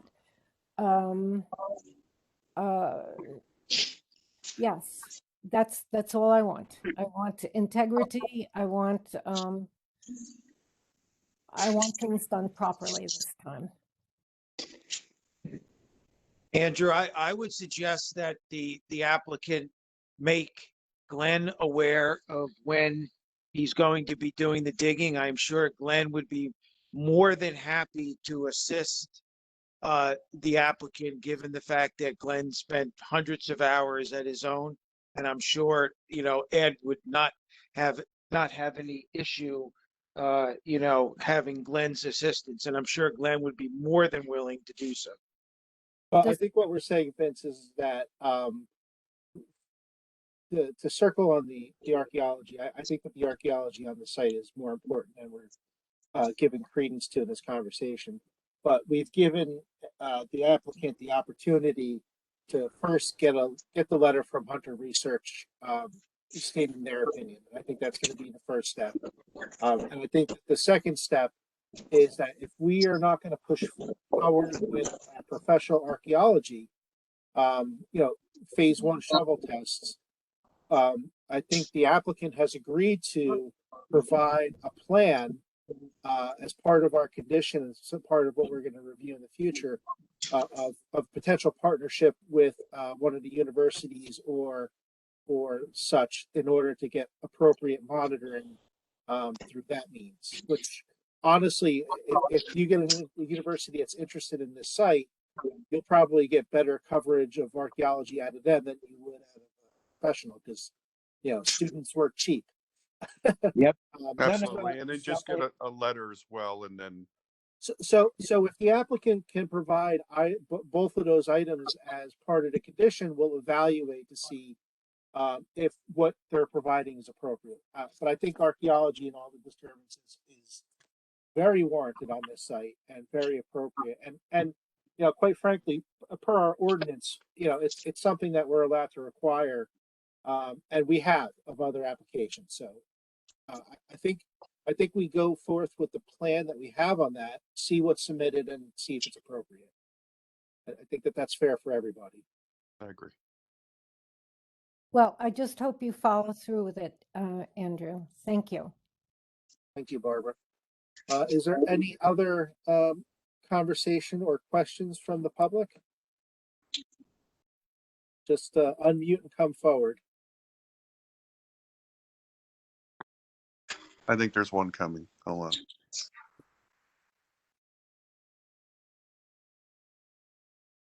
Hey, Andrew, it's Andrea.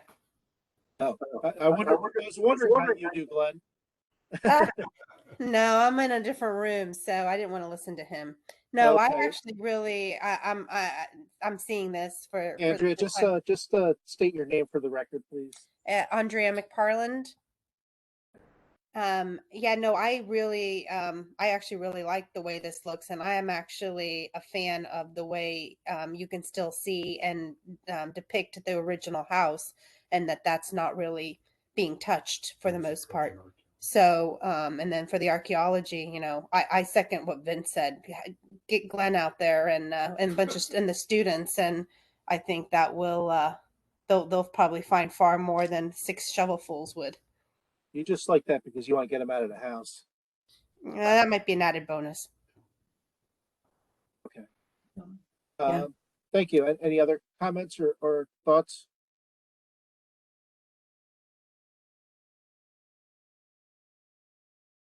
No, I guess not. Any other public want to come forward? Want me to do it? No. Discuss the application?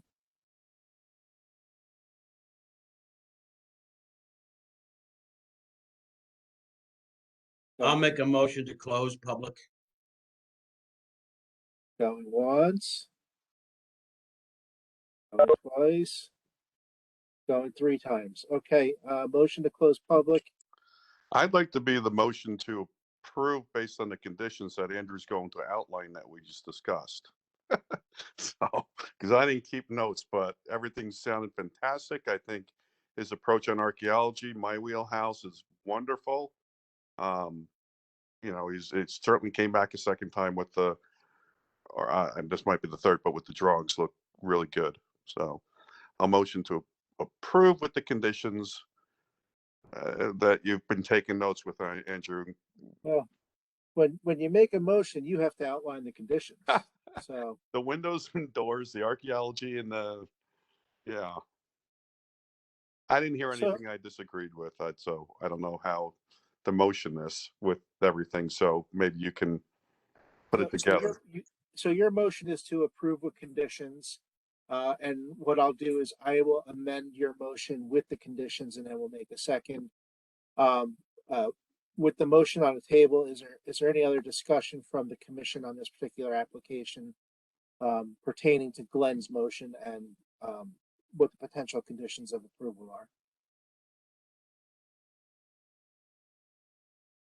And I will second it. All right, we're waiting on the second, Bob. I'm asking for comments or questions first. Some quiet, shy people tonight. Just want to make sure that I'm good. Nancy or Jessica doesn't have anything further, or okay. So with the motion on the floor to approve the concept of the project, the following conditions will need to be met.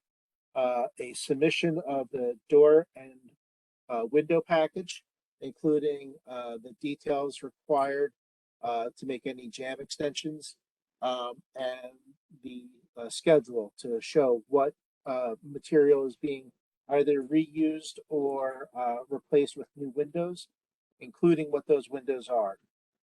The second condition is wall section extended from foundation to roof, showing all exterior profiles and the construction makeup to make sure that the hardy plank appropriately dies into the corner boards or into the side of the turns. Covered that leaders and gutters, we are satisfactory on that. And then the other thing is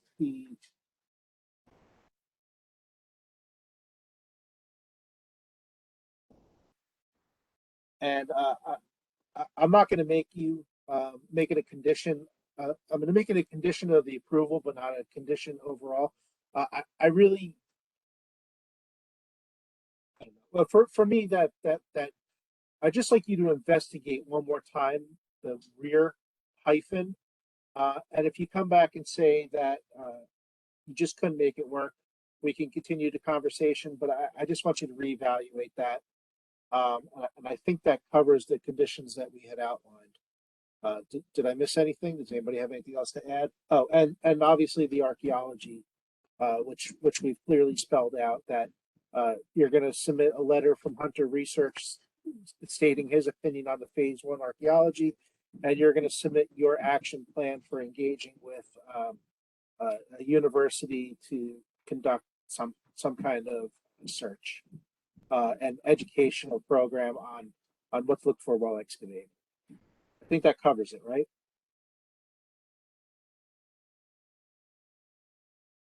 I would just say, like, for the archaeology, you don't want to say Hunter specifically. Maybe just say accredited archaeology, right?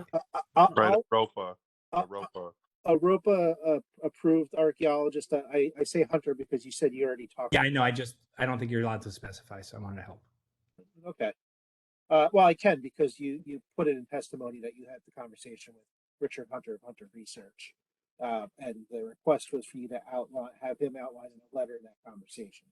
But I'll also accept a ROPA certified archaeologist's letter to say the same.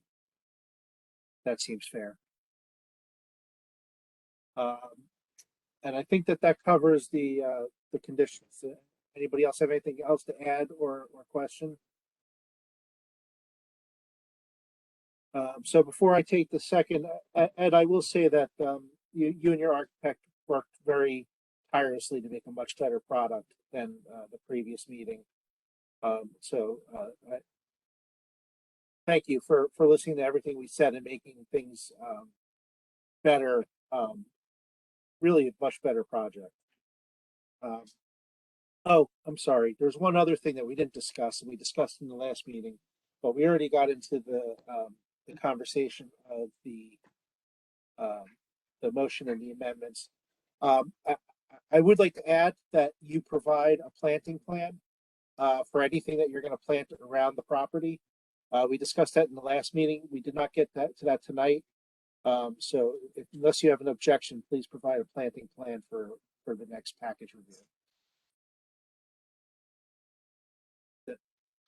Landscaping, that's just not a thing that I'm good at.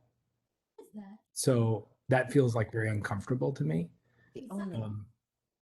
Some bushes, like you want to know what kind they are? I just specify with the little.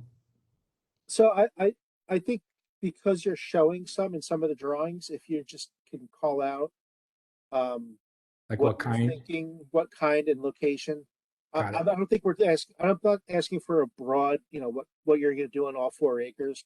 Just the plantings around the perimeter of the actual house in the front. Okay, I'm kind of And I think a Because you natural. made comment that you're going to plant bushes to cover it, and I understand. and I think that speaks to like I mean, I think he's going to go before DNR as well, right? That might help speak to that you throw evergreens in there kind of thing. I don't know, you say you're 400 feet, but as the leaves fall, if there's an effort there, that goes a long way. I think sometimes it's softening things up and maybe hiding things in different directions, evergreens. Yeah, I generally just take out the Ailanthus invasive species and let nature do what nature does. But I understand what you're saying. Thank you.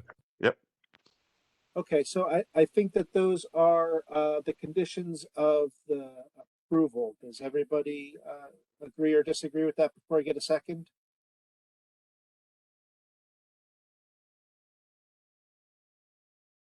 Being that there's nobody wanting to talk anymore, must be getting late. I guess who's going to second? I second it. So we have a motion, Glenn. We have amendments, me. And we have a second from Bob. Okay. I want to take a vote on this.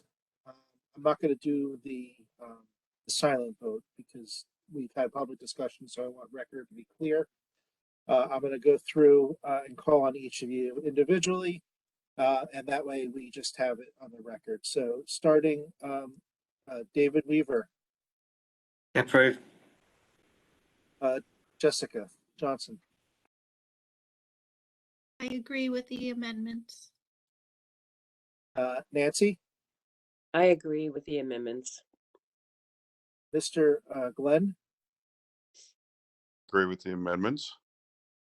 And I guess that leaves just me. So I'm going to vote also in the affirmative. So the motion carries. Excuse me, you're forgetting me?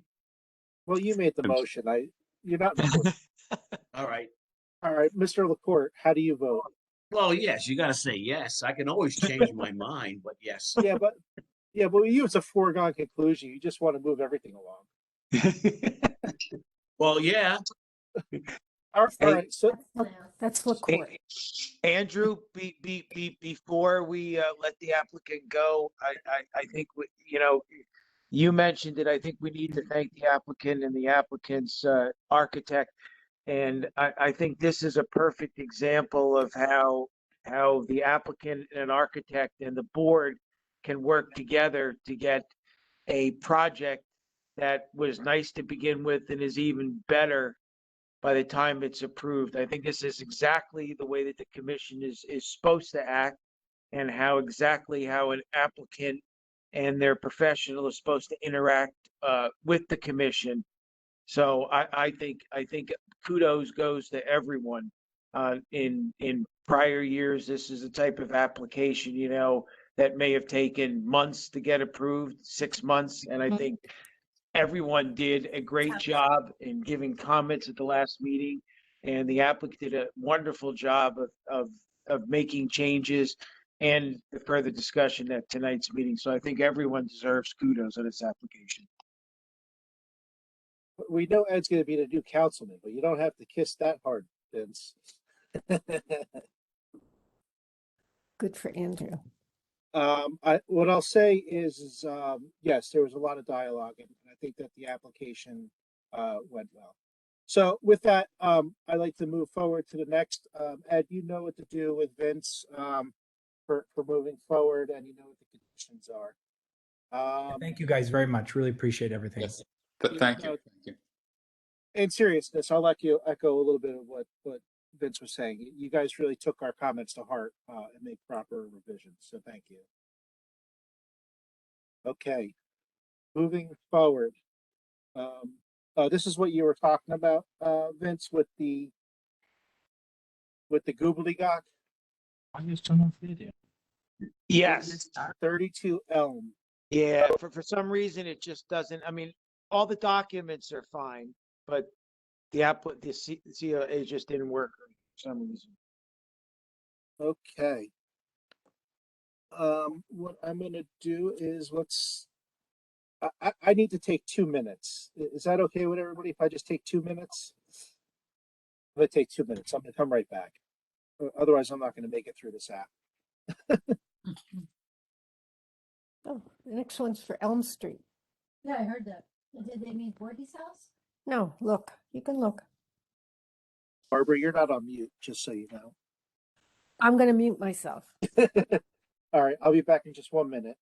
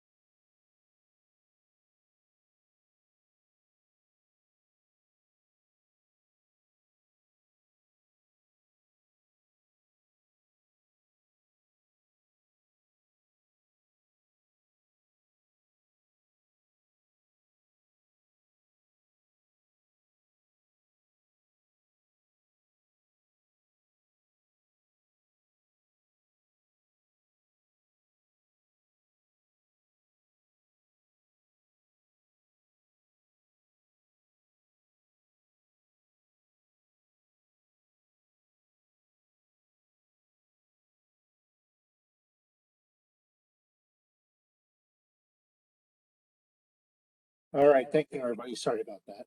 Everybody's here? Sophia here. Let me just reintroduce the application. So this is 32 Elm Street. We have a application that came in weird, but Vince warned us about that. And we have the applicants here. And just restate your name again, please. My name is Ors. This is my wife, Sophia. Hello. And we just resent the application to Vince again. Hopefully it's not bubbly eye or googly eye. Vince said it was just, I'm not sure what it was. But okay. So why don't you tell us about your application? We also have Dan Fortunato with us today, our architect. So we live in this house and want to kind of grow our family, and that would require a little bit newer and a little larger house. So we would like to improve it from the inside at the second floor, maybe extend it a little bit and bring it up to standards in terms of heating and AC and weatherproofing and things like that. We can't hear you, Andrew. Thank you. I'm just saying, okay, I'm nodding and listening. So what can you tell us about the existing portion of the house? Andrew, I'll take over on this point here. Basically, the house itself, it's a it's a 2-story, 1.5-story basic house.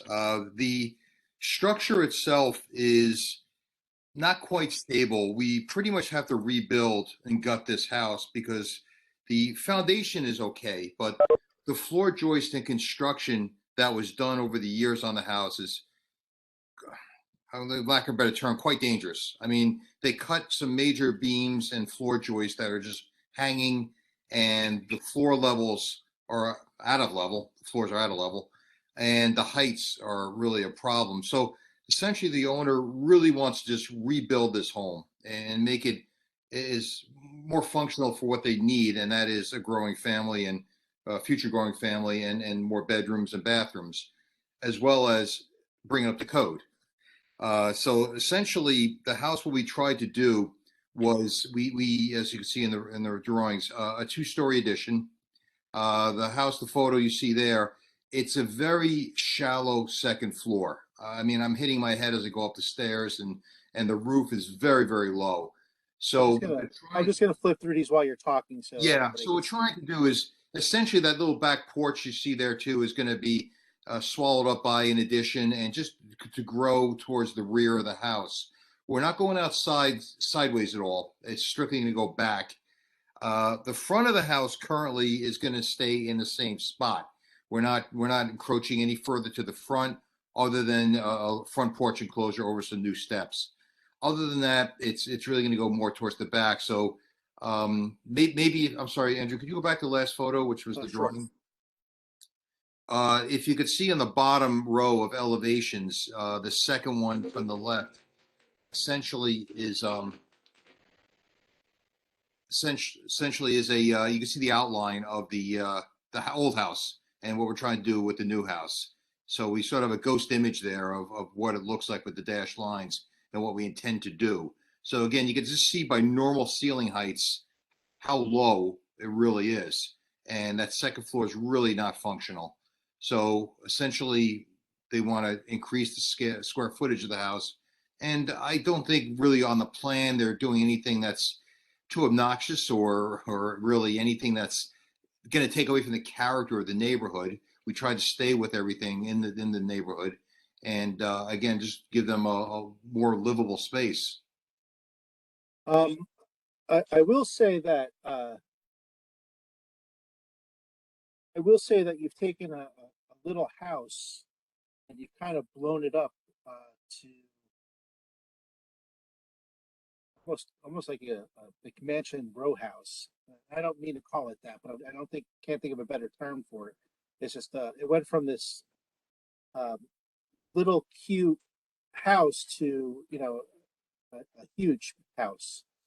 So you've erased all the character of the existing house.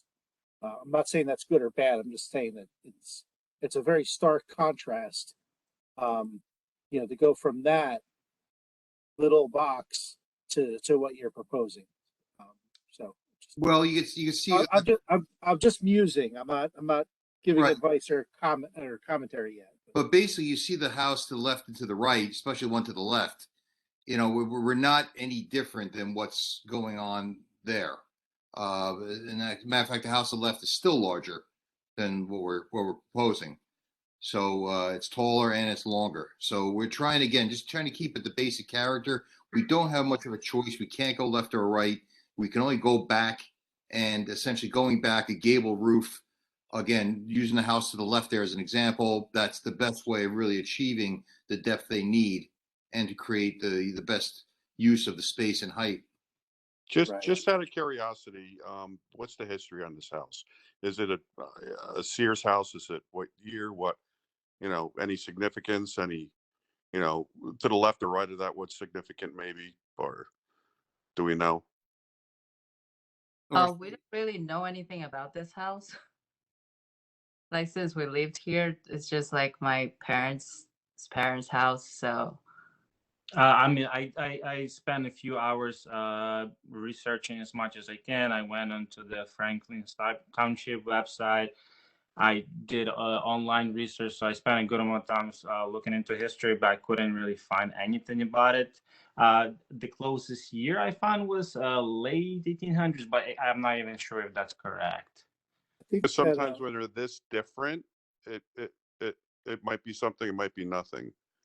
And what you should check, or what we could check, is that there's got to be something written on it for the National Historic District recommendation. So there's got to be an opinion on it. Is that something that's available online? Yeah, it's under the National Park Service. I remember finding that website. I actually found the website, but there was nothing. At least I wasn't able to find anything on that website. I did look on that website. I think by Googling your address, typically that may come up somewhere in there. and it's usually just a short paragraph on the house and its windows, its year, its characteristics of basic, and sometimes it will say a better description if it's a Sears house, if it's whatever. So I'm seeing if I have it in my. Yeah, there's only Alright. Zillow that comes out at the realtor website. 32 Elm. So I'm looking at what is this? Yes, Zillow or Realtor here. It says built 1830. Okay.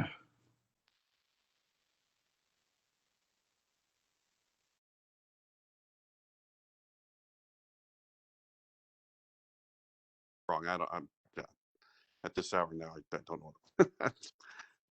It's old. We know that. I'm looking for the designation, and I can't find it off the top of my head. I did find there was old map where they would mark certain houses as a significant, and other marks where it says Complimentary. I think our was complement. It's either contributing or non-contributing to the historic district. I And that's believe what I believe it said non-contributing. So it was like considerate, complementary, or contributing, and non-contributing. I believe ours was third. I wish I could find the screenshot. It's somewhere between my thousands of photos, but that's what I found. Yeah. And that was probably there before, unless they were added on the left or the right houses. This is one of those things I really miss with Tom Gale. Tom Gale would have pulled it out and he would have had it ready to go.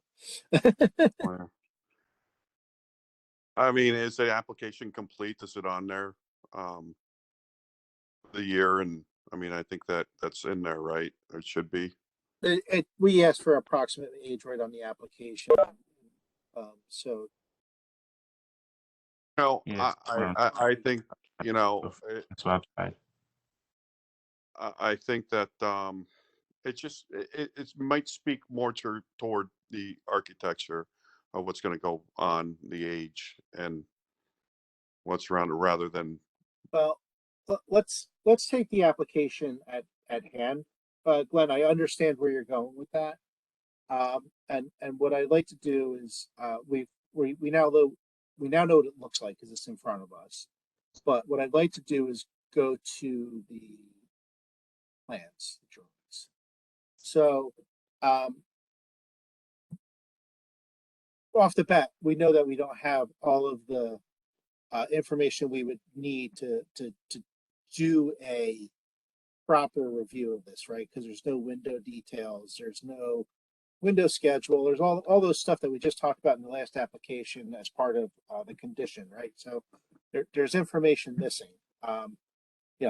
It doesn't call out what the roof is. It doesn't talk about gutters and such. So let's parse that aside, right? Because I think that there's enough missing that we couldn't make an educated ruling on this application. Some of you might disagree with me. That's okay. We could bring that up in this conversation. But I mean, with that aside, I think we should look at the overall design of this and really have a conversation if this contemporaneous design is really appropriate for where they want to put it. Especially since it's swallowing the entire existing house. So I think that's where the conversation needs to go. Is obviously I don't think we could approve something, but we could give direction on a revision. And you're not saying positive or negative with swallowing the house, because I personally think this looks a little bit better than maybe what's there for the fit, but so just I'm not saying positive or negative, but I'm saying that this is a very big departure from the existing fabric. Correct. So, I'd like to get everybody else's take on that as we start to continue the conversation. So, any thoughts from the group, please? Yeah, I mean, it's Go ahead, David. No, I was just going to kind of follow up on that. I mean, it's the house itself from the front. I mean, obviously it looks quite small at the moment. And it's a completely different front, really. And I get the fact that you kind of want to expand out and you expand back. That's probably open back is probably the only way you can do anything. So I get kind of moving out the back, but if you're going to make the house that much bigger at the front, it does significantly change the view of it. Kind of going out at the back, obviously from the street, you can do it in such a way that it has minimal effect to what the front looks like. But the back kind of is a significant change. So the front's a significant change. So I'm scratching my head about how you can make it higher, but kind of like not make it obviously complete as a change. I mean, the drawings are kind of disingenuous, right? This is a new building. They're demolishing. Yeah. They're demolishing the entire existing house. I mean, is that correct? It's a question for the applicant. Are you demolishing the entire house except for the foundation? Well, the foundation has to remain. There's nothing salvageable on the existing house. I mean, everything is against code. So we pretty much have to. Structurally, it's not stable. I mean, I shouldn't say that. They're living in the house, obviously. What I mean by that is that the floors are out of level. And then we have conditions with the lack of insulation, just everything about it. Now, yeah, you could say you're basically building a new house. You are, essentially. You have to use everything to current code. But essentially, the aesthetic of the house, we try to keep with a simple gable roof that has to go front to back. And that's the only way to really achieve what they need to do. Of course, we do know the height is very low, as you could see. So it's really not functional for what they want to do. And plus, of course, they do need more bedrooms for their growing family. So I really see no other way of really doing anything other than just enlarging it as we did. Jessica, I think I cut you off. You were about to say something. I was going to agree, and actually David said it too, that it's not an addition, it's a reconstruction. So it really shouldn't read as a addition on the application. Right. I mean, and the argument that it doesn't meet the code, I mean, it would fall into the rehabilitation subcode chapter 6. So if it was purely alterations and additions, so the code comment is kind of moot. I mean, we got to call this what it is.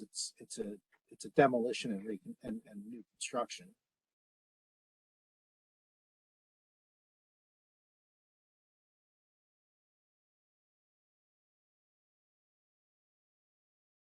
So I would just say there's a lack of detail, as with the previous application and what we've required of other applicants.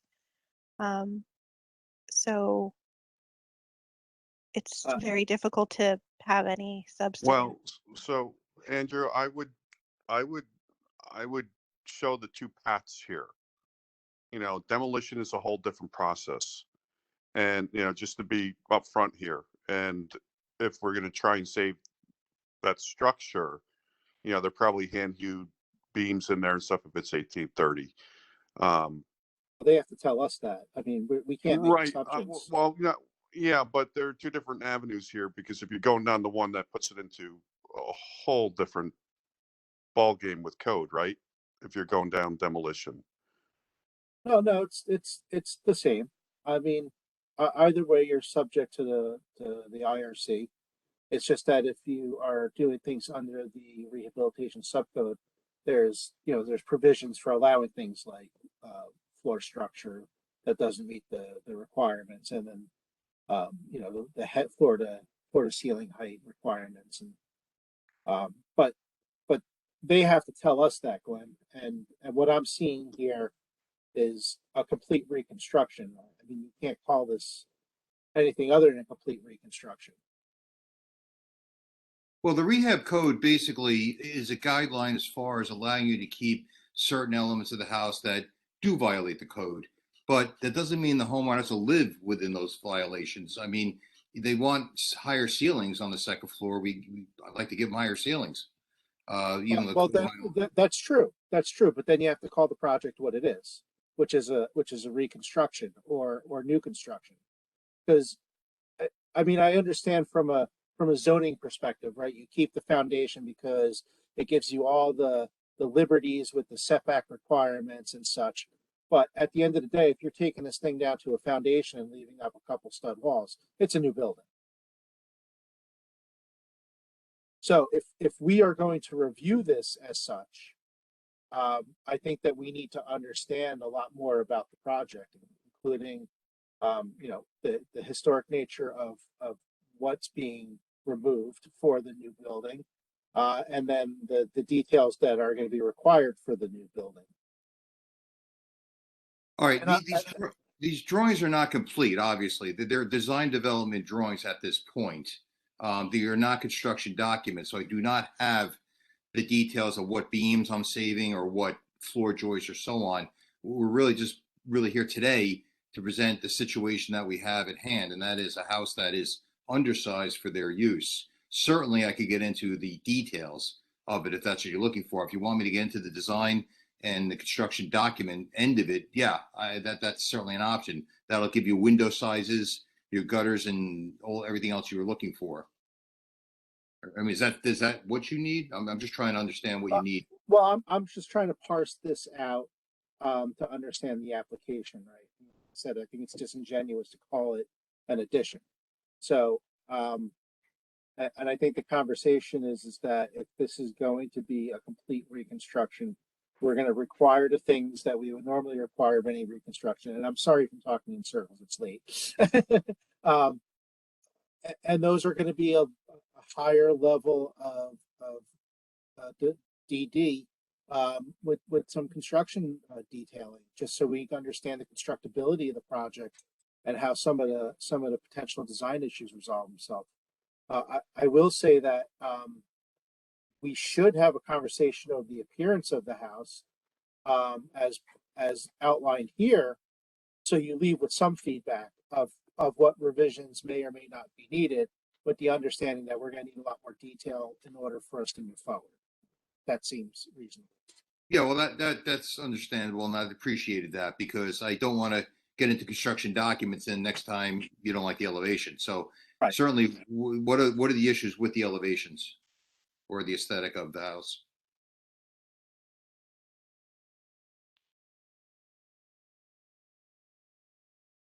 Differ on what the facade looks like. I don't necessarily mind it. I would think that maybe from my own perspective, if they, and I don't even know if this could be done, you know, ask the neighbors to, you know, question them in maybe a letter saying that that's, you know. You can't do that, Glenn. No, okay. I don't know. It's I not mean, it's I not knock the on doors. neighbors. It's not the neighbor's prerogative to put their sense of I got it. Okay, appropriateness I on got it. That's spaghetti on the wall. I don't know. I wish I knew what the original house, 1830, what that house may have looked like. To add some of that. Well, I mean, I put the front elevation picture up to give the context, right? I mean, you have this what I'm going to call an Italian 8 local vernacular house over here. Just right. I don't have the denomination in front of me, and then you have this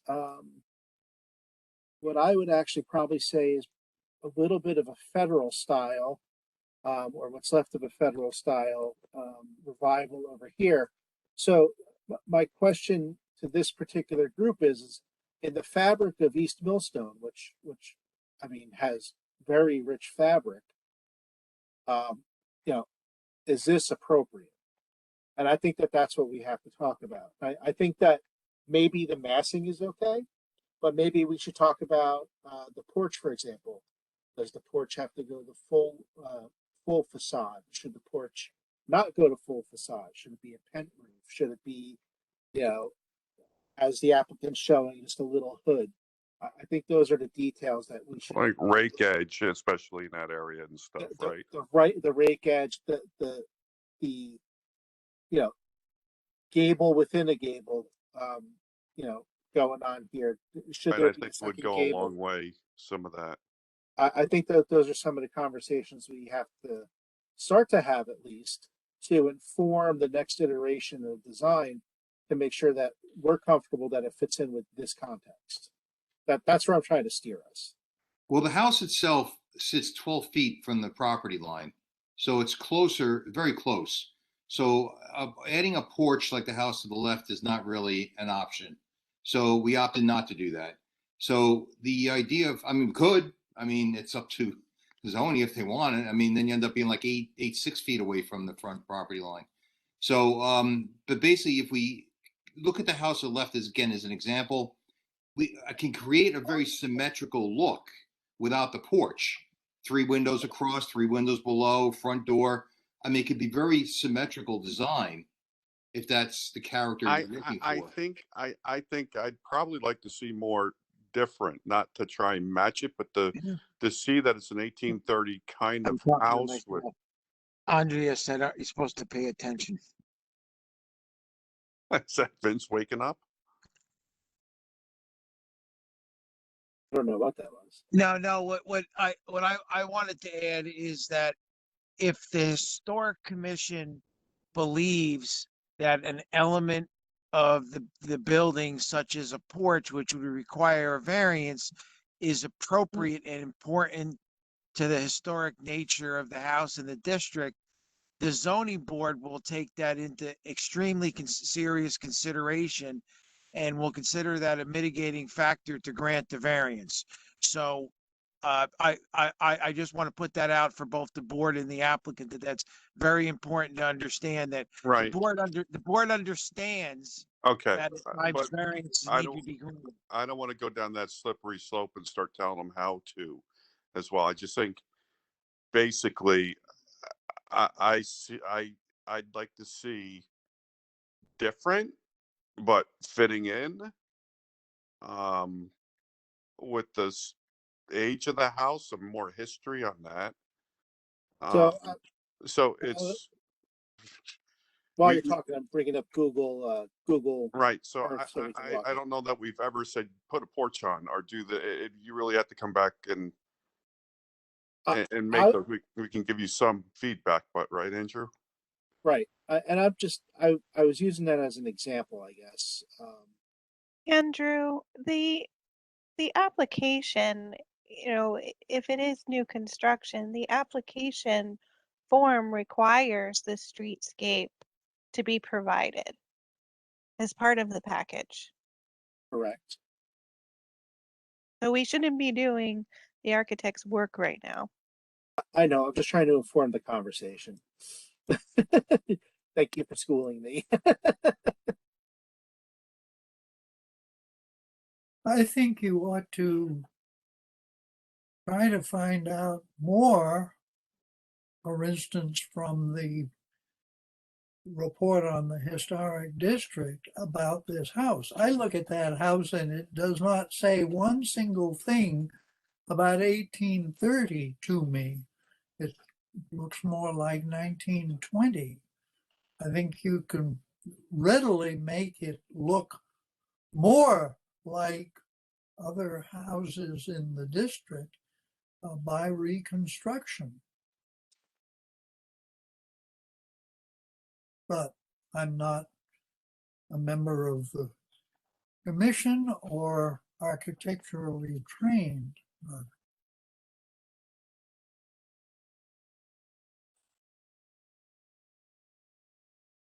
All right. I'm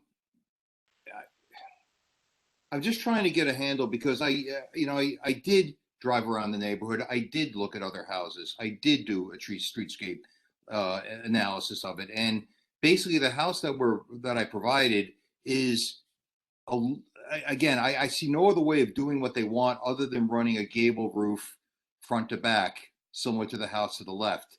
The one there in the picture on the right, I don't have that kind of width. I can't do that. So it's going to have to be front to back with a gable roof. Now, the existing house, of course, has a gable roof going side to side, but you can't get very much depth with a house like that. And otherwise, you got to start with sheds like they currently have in the back of the house there. So if it's going to be I mean, can we agree that a gable roof front to back at least is acceptable?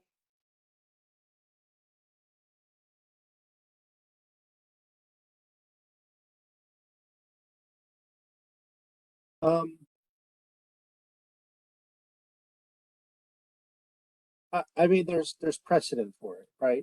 And we're looking at this one right here, which has the precedent for it. I'm not saying that I, wholeheartedly approve that or disapprove of that, but I'm saying there's a precedent for that within the district. So I mean that's acceptable. I just, one of the things that I think is so jarring, if I was to be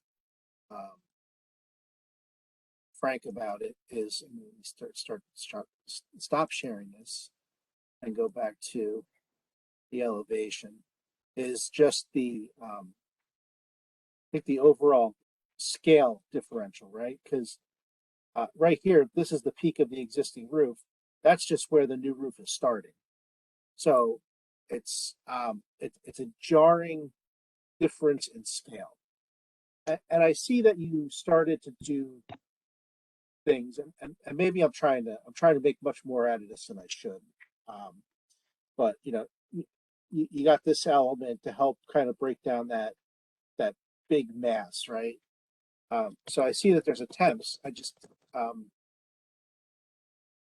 not sure, and I guess maybe there's not enough here to make some kind of recommendation on it. And Jess, I'm going to call on you for help here, and get what your sense is, because I agree with what you said.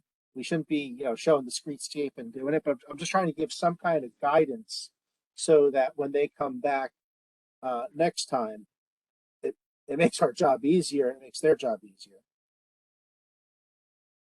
What do you want to? So I'm sorry. No, go ahead. So basically the upstairs, like the current upstairs is kind of like a living attic.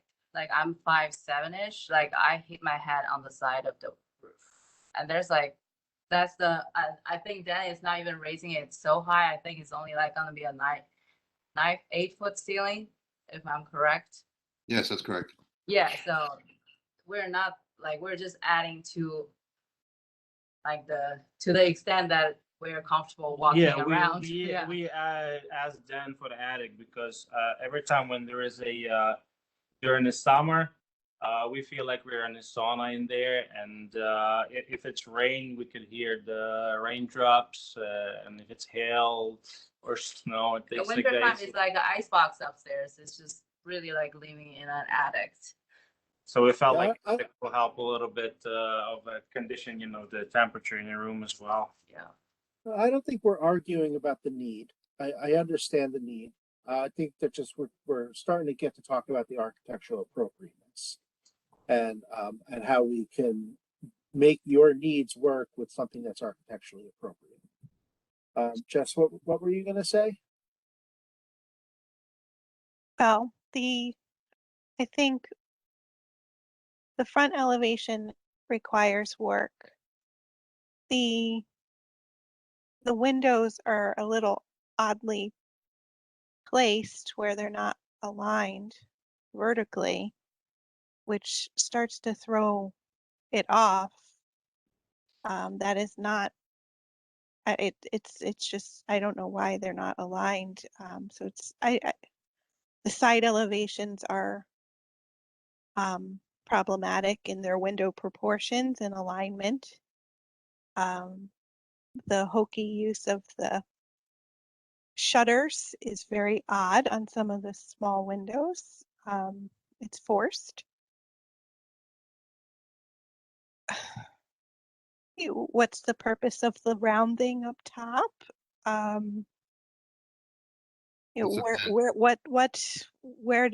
does that come from? What's the precedent for that?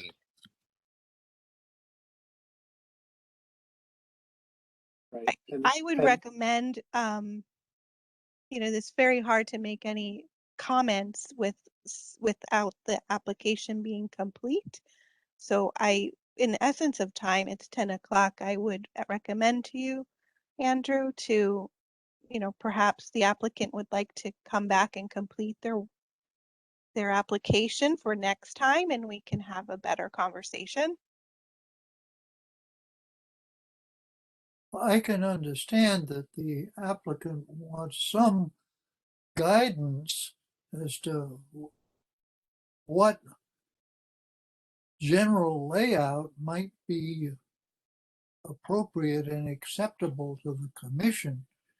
And if we're talking about a front to back gable versus a side to side gable, that's pretty major. I mean, one.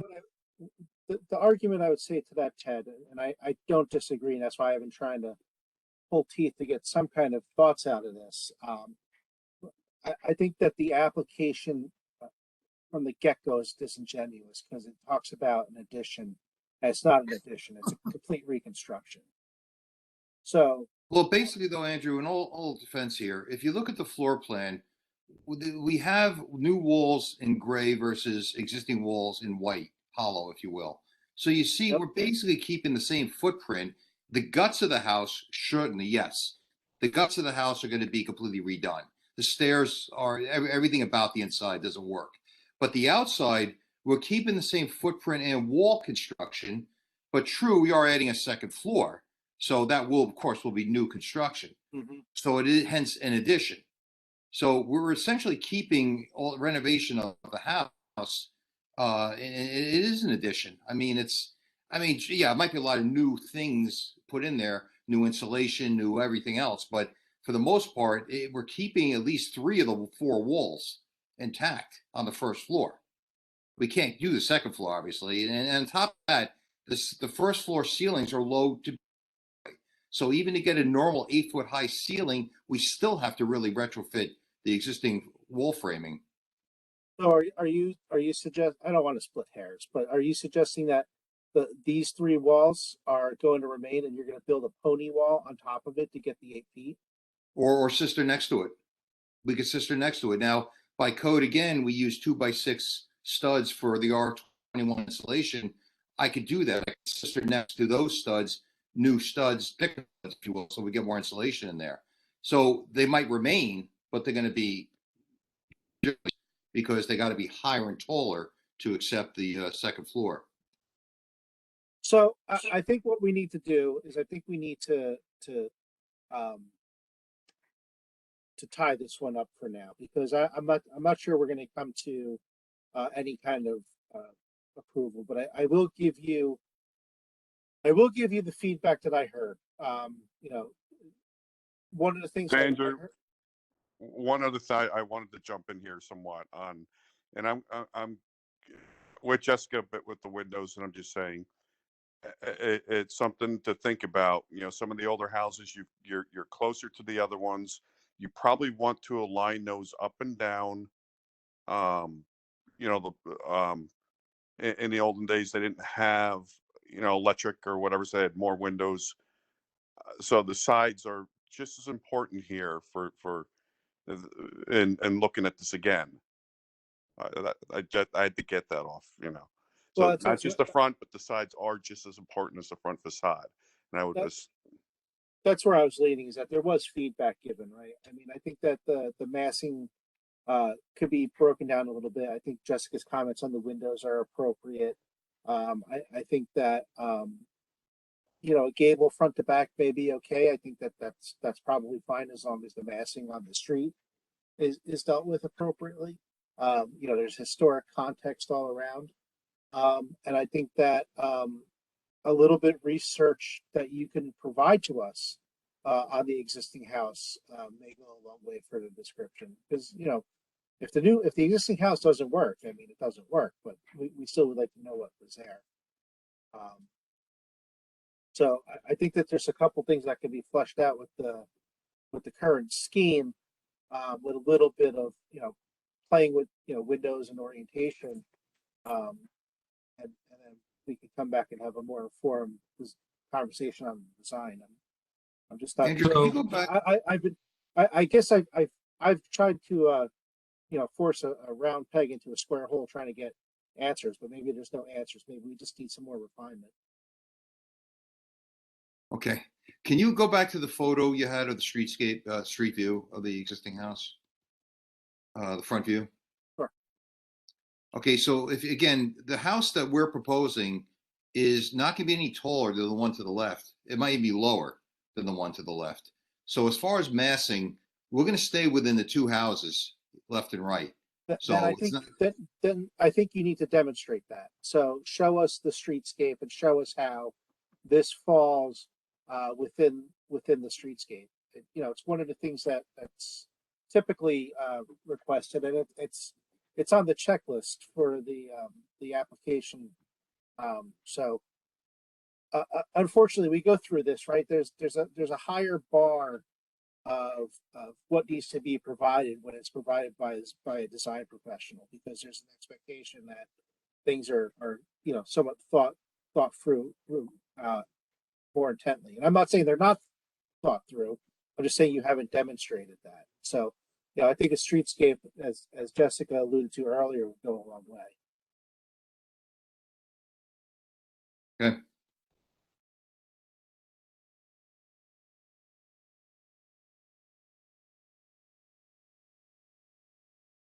So I'm not sure much more we can add on this.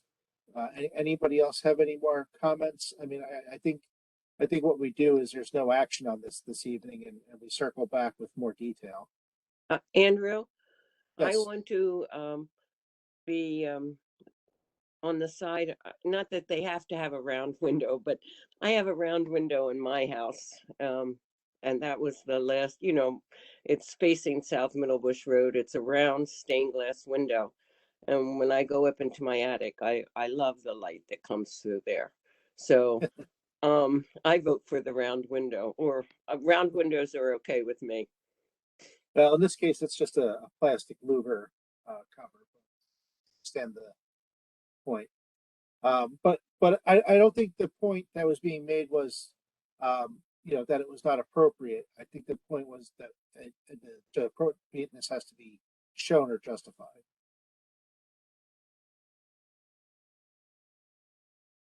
Okay. We're not here to obstruct. So, if there's questions or you need clarification on anything, get your questions into Vince, and we'll try and answer them in advance of anything else. I just wanted to clarify, because when we were starting the project, we were thinking about it in terms of railing addition. So we were thinking keeping 3 walls, extending it back about 10 feet. We wanted to make sure that's not surpassing the customer's house where it has a back porch, and adding a second floor. So are we still staying within the frame of extension of the house, or we have to think other way? Like reconstruction. Reconstruction. I think that Dan has to define that for us. So he'll look at it and he'll define what the definition is of the project, and that's clearly stated in the IBC and IRC what the definitions of the work is. Gotcha. And the question would be, so as long as we stay more or less within the size of the neighboring houses, is that something we could still work with, or we need to stick more to what the size of the house is right now? I think what we're saying is that as long as you show us or there's a demonstrated compatibility with the adjacent houses. So right now we're looking at what you're proposing in a vacuum. And one of the things we sometimes ask for is a streetscape, which will put this addition in the same picture or context of the neighboring houses. Okay. And that will be the marker of if it's at the appropriate scale or not. Just Understood. Thank you. And I think that the problem is the juxtaposition between the existing house and the proposal. The scale is vastly different, right? It's a much bigger house. And that's not necessarily a bad thing, I just think that it has to be seen in the relationship to the neighbors, especially since they are so close together. Got it. Thank you. Well, it seems to me that what they're proposing is still smaller than the houses on either side of it. Well, Ted, he's got to prove it to us. You know, we're not the ones that have to prove the design. It has to be shown to us. Yeah.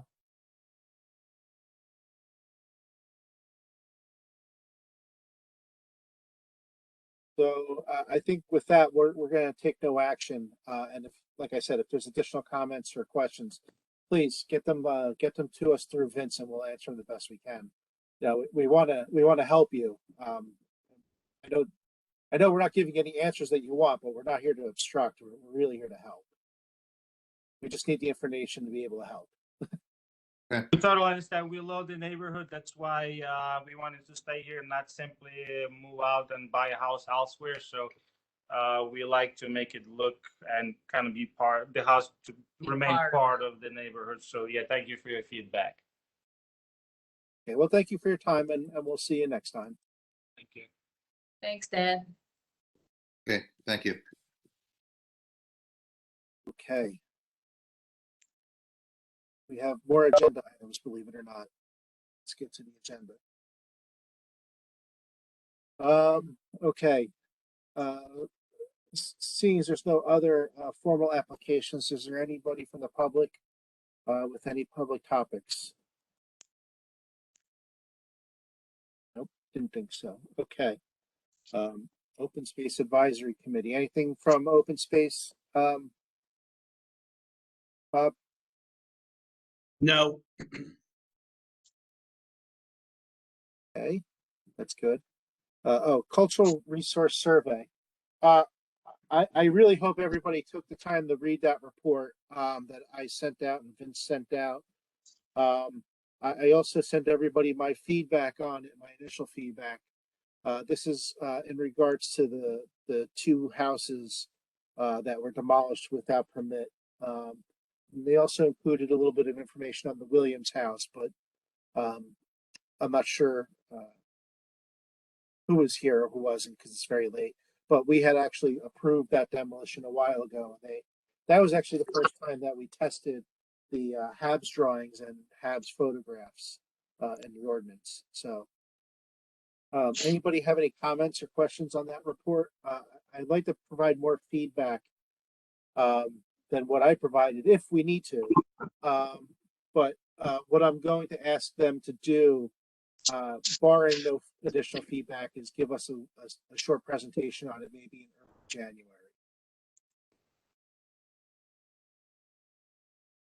What do you want to look at, or us to look at with this? I read it over. I mean, I think what the prerequisites here, the archaeological stuff in this, it being a landmark of the first courthouse in Somerset County, I think it would benefit everybody to know where that foundation is, and that would be a GPR of that whole property. Knowing that they found artifacts out front would warrant probably a phase one. They did a dig along the roadside there. The state did, I think. I think they need beyond phase one for this site, Glenn. Well, I think we can only call for phase one in GPR. Then the state would then require, the phase 2 and 3. What I think that we need to do, and my note back to that I copied everybody was, I think the piece that's missing from the report that we really need is, they gave us a decent historic background on the two properties. That's great. But we need a recommendation from an archaeologist on what archaeology they would recommend, and let them present that to us. And then we can either say we approve of that archaeological plan or not. Okay. And I think that we have to do that because, at the end of the day, that these properties are going to become a strip mall.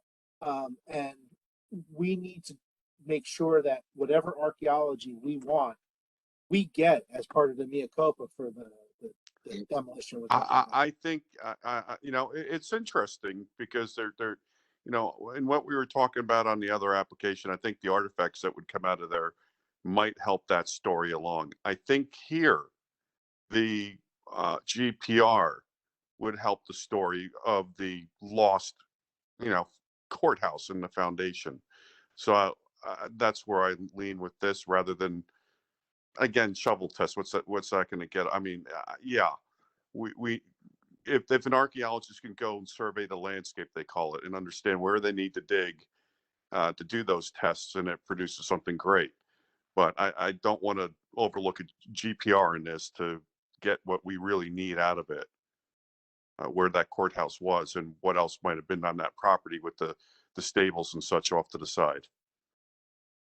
Yeah, no, I fully agree.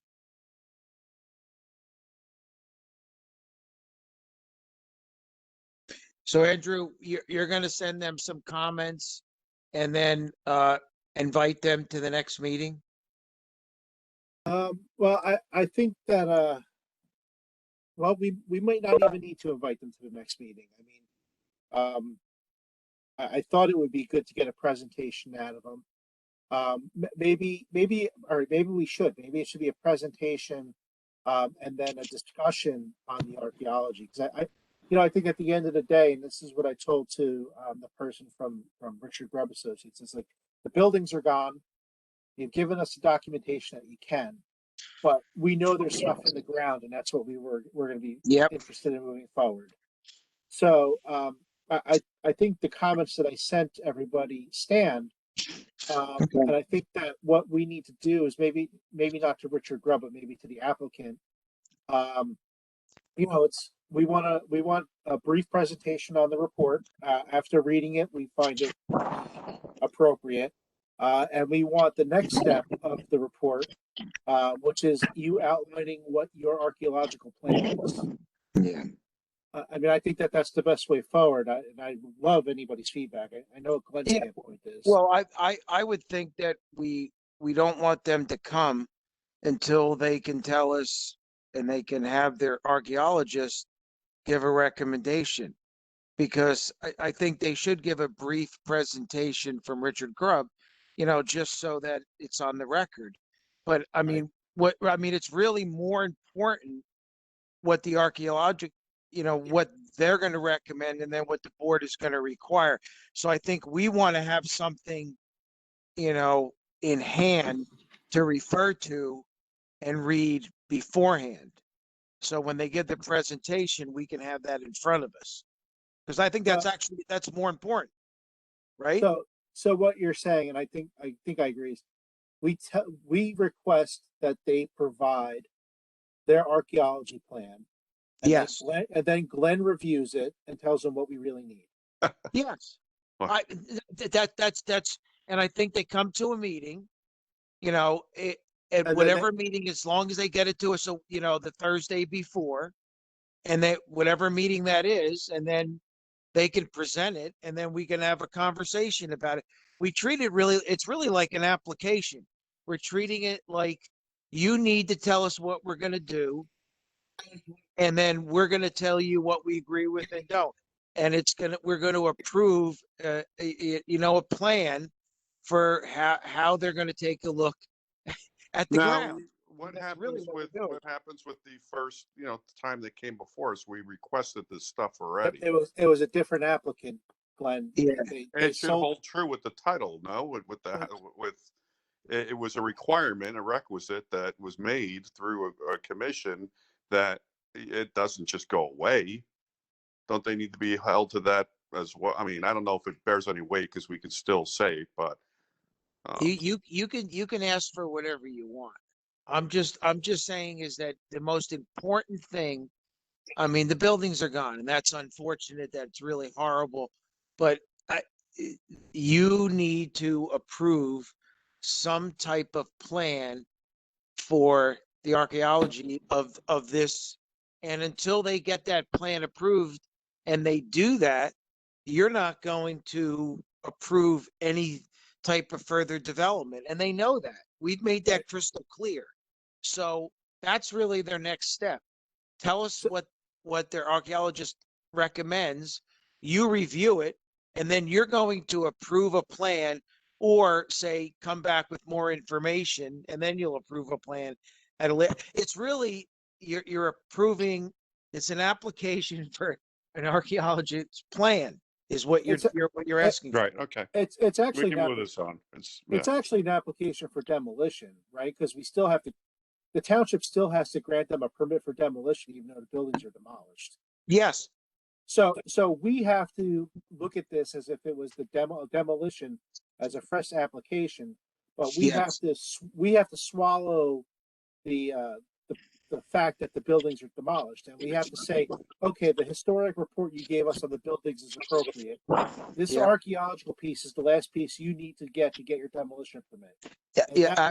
Actually, you are correct, Andrew. That's the bigger picture, is that you do have to approve the demolition. And that way, the new development has a clean slate, whether it's with them or a future owner. Yeah, good point. And either way, we still have the ability to comment and opine on what that new development is to make sure it's appropriate. But are we then just held to the original opinions that we made on the demolition? No. Because we said phase one, No. but now that the ground is cleared, that Nope, screams, Nope. GPR to map it and make sure. The circumstances have completely changed because the work was completed without the appropriate approvals. So now we get what we need to make an appropriate ruling. Because we actually asked for shovel tests and such in the first round, but the difference here, Glenn, is we don't know how much ground they disturbed and didn't disturb in the demolition. Previously there would have been a limited amount of site disturbance. Now we have to assume that entire site might have been disturbed, and now we need to know what remains and what doesn't. So, we have to look at it in those terms.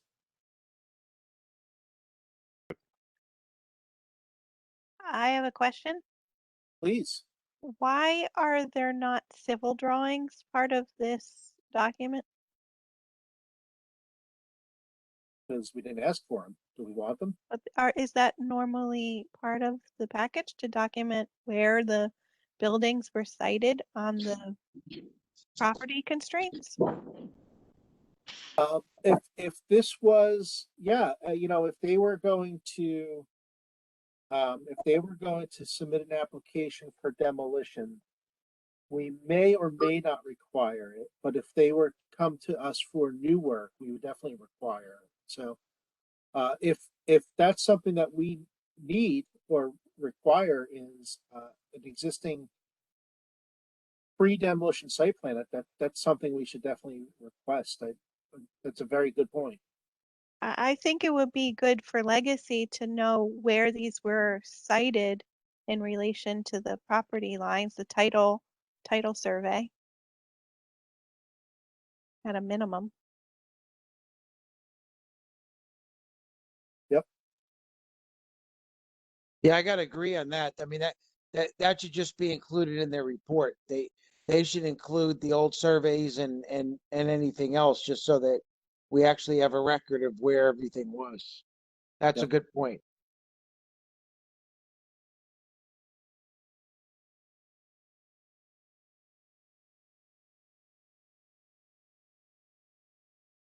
Any other questions, comments on the report? I think there was some good information in there. Like I don't think I knew that it was the parsonage for the 6 Mile Reformed Church, which makes it even more heartbreaking. But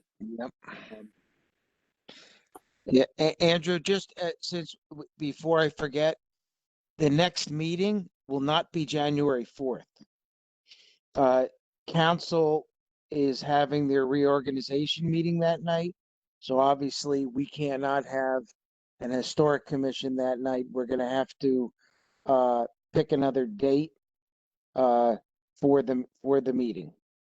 And I'll get back to you when I look at the rest of the schedule, since everything gets pushed due to the council and some other dates in January when we'll be able to meet. Okay.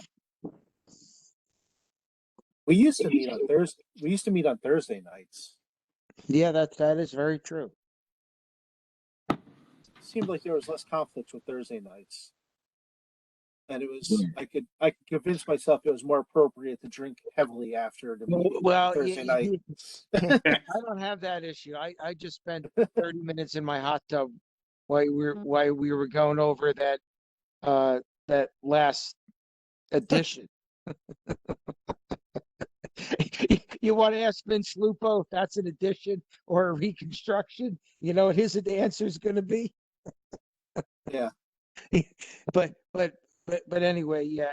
The Thursdays, the first and third Thursdays are always no good because those are zoning board hearings, and I just will mention the old Kmart site, Rutgers Plaza. Right. They've applied for a use variance to build a couple hundred unit 4-story building for housing. That will be coming before you. Okay. Obviously, for your recommendation, I would expect that would be coming it would have come in January 4th. We'll have to pick a date, and I would expect that they will be coming before you in January because they have a January hearing date. What I'm going to do is they haven't given me the COA of application, but I'm going to send everyone the link to the zoning board site, which has all the information, the application, the architecturals, and everything else. So you can start to take a look at that to formulate, some questions and ideas. And as soon as they get me the application, I will forward that to you also. But just so you know that I expect that to be coming in January. Wow, that's going to be a big conversation. Okay. Yes, and which is why I'm mentioning it now, and I'm going to send out the link. I reminded the attorney that we had conversations in the past, that they had to come, and I hadn't got an application, and the fact that they were scheduled to go to January 6th zoning board meeting. And so then typically, in the 16 years or 17 years I've been here, the applicants have always gone and gotten their recommendations from the historic commission before they went to the zoning board, because the zoning board uses that in their deliberations. They want to hear that they're going to comply with the historic. And if they're not, that goes to whether the site is particularly suitable and whether or not the negative and positive criteria in regard to a use variance is met. So it's rather important what the historic commission, and the time I've been here, there's never been a time that the zoning board has not followed and required, or the applicant has not agreed to comply with what the historic commission opined on. So that's that's just saying that's a big that may be a big ask for one meeting. Let's see what the documents show. And it'll be what it'll be what it'll be. Whatever it takes, it takes. I've made the applicant's attorney aware of today, that we're not going to have the meeting before the board. So he's going to have to, make a decision. I can tell you that the zoning board of adjustment, they surely, I cannot see them, making any decision. They're not going to, it would be very strange for them to make it and say they must comply with the historic commission, and approve it or deny it, whatever way, because that goes to the very essence of the approval. And I made the applicant's attorney aware of that I think they'd be putting themselves at a disadvantage if they went to the board before they went to the store. I mean, they're entitled to do so, but I think from their perspective, that would be a mistake. But anyway, tomorrow I'm gonna send everyone the link so you can go on our website and you can take a look at the site plan and the architecturals. So, and I would say that if there's any additional information you think you need, send it to Andrew, and Andrew will give it to me so that I can send to the applicant to tell them you want something else or you need something else that will help you come up with your recommendations. Well, I will tell you off the bat that we will need a site section from the center of the Raritan River across the entire site. And I'm saying the entire site. I want to see from the Raritan River to the backside of Kmart, because what they're asking for is a really big development. Yep. Based on what you described. No, and you'll see it. It's a 4-story building. It's in the footprint of where the old Kmart and some of the and I would say, Andrew, is that take a look at it and then send me that comment, and if anyone else has any comments, send them to Andrew so Andrew can give it to me. That doesn't preclude you from reviewing it at the meeting and asking for additional information. The more information we can get from them ahead of time, the easier it is to review, and the quicker the review gets done and we get the recommendation to the zoning board. So I think it'll take more than one hearing for the zoning board. Yeah, I would be extremely surprised, Ted, if it takes that, just one meeting. And I know there's a swell of people online that'll probably be lined up to speak to it or about it when it comes forth. So time. It'll be interesting because, and I should also mention that as of now, all of our meetings as beginning in January 1st will be in person. Unless the state, the governor or the legislature takes some type of action, there's no provision in the law right now, the Open Public Meetings Act law, to allow us to continue doing virtual meetings. So unless the state takes some action or the Attorney General gives us a different opinion, his opinion 2 months ago was that it could be extended to the end of the year, but that was it. So as of now, we're advertising to have all in-person meetings in January. So the expectation is that what'll happen unless something, changes dramatically in the next couple of weeks. Now I'm gonna have to start wearing pants again. Excuse me? I'm gonna have to start wearing pants to meetings again. Great. Yep. Yeah. I've gotten used to this. Well, you know what? We have, and I'm kidding, Vince. I want to get back to person. Some of the meetings are much better. I think Ted will tell you that the council meetings go quicker when they're on WebEx.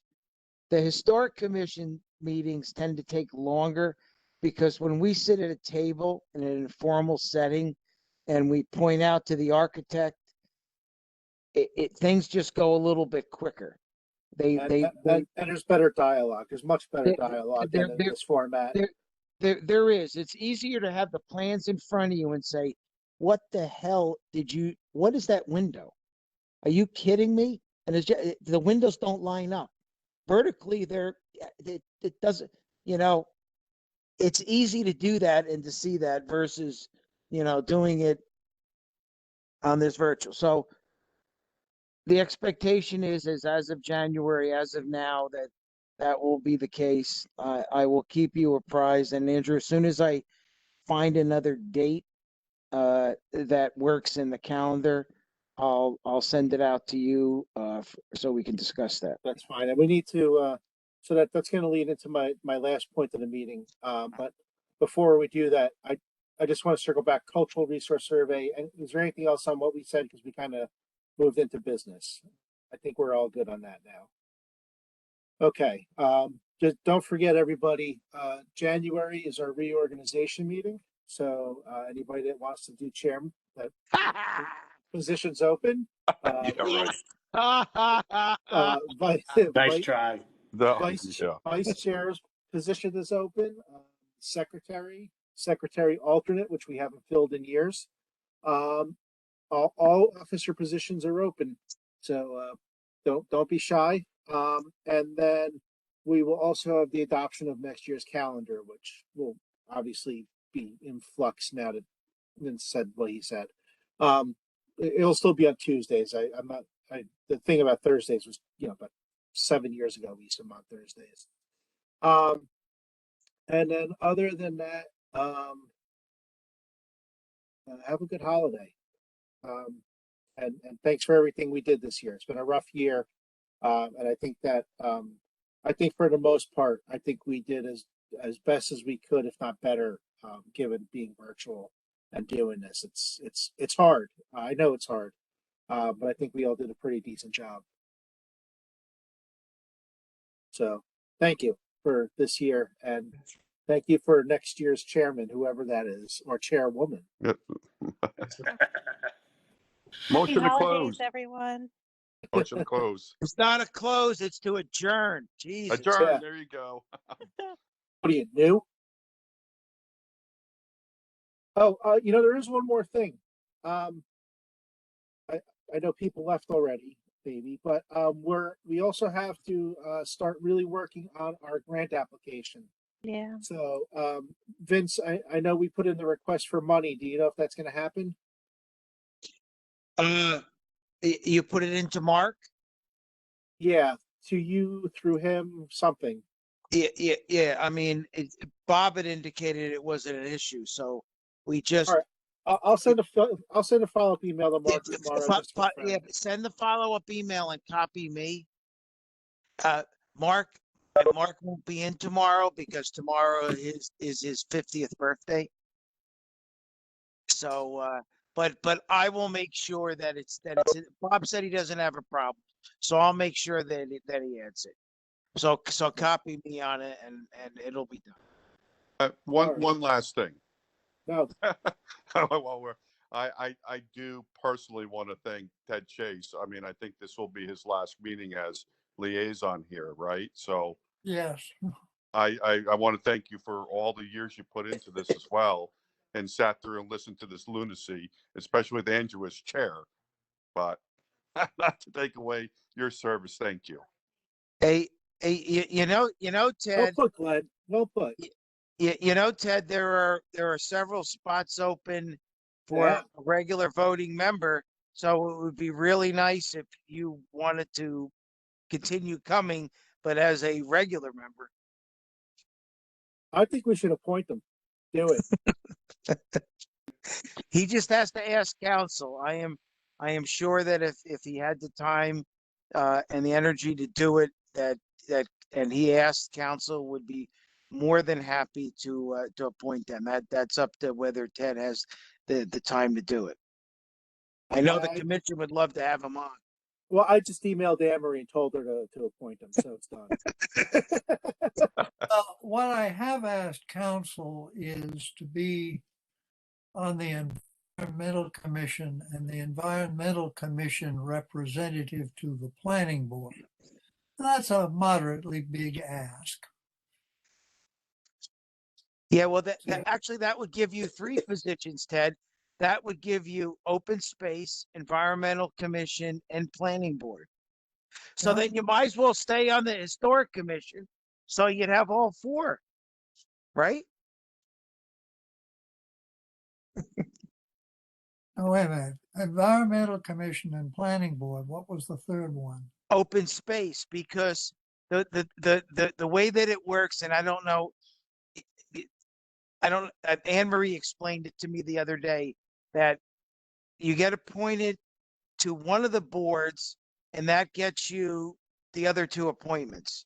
You then and I don't know which one starts which one, whether you become the environmental representative of the planning board, and then you also become the representative on open space, but you get all three. Oh, Yeah. Yep.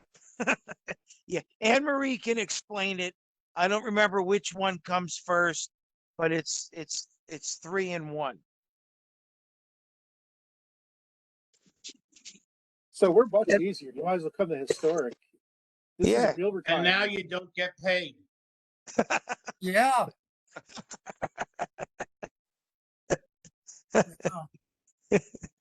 All right, everybody. I echo what Glenn said. Thank you, Ted. And I know we'll see you Merry again. Christmas, everybody. Thank you. Ted, I'll see you soon, whatever.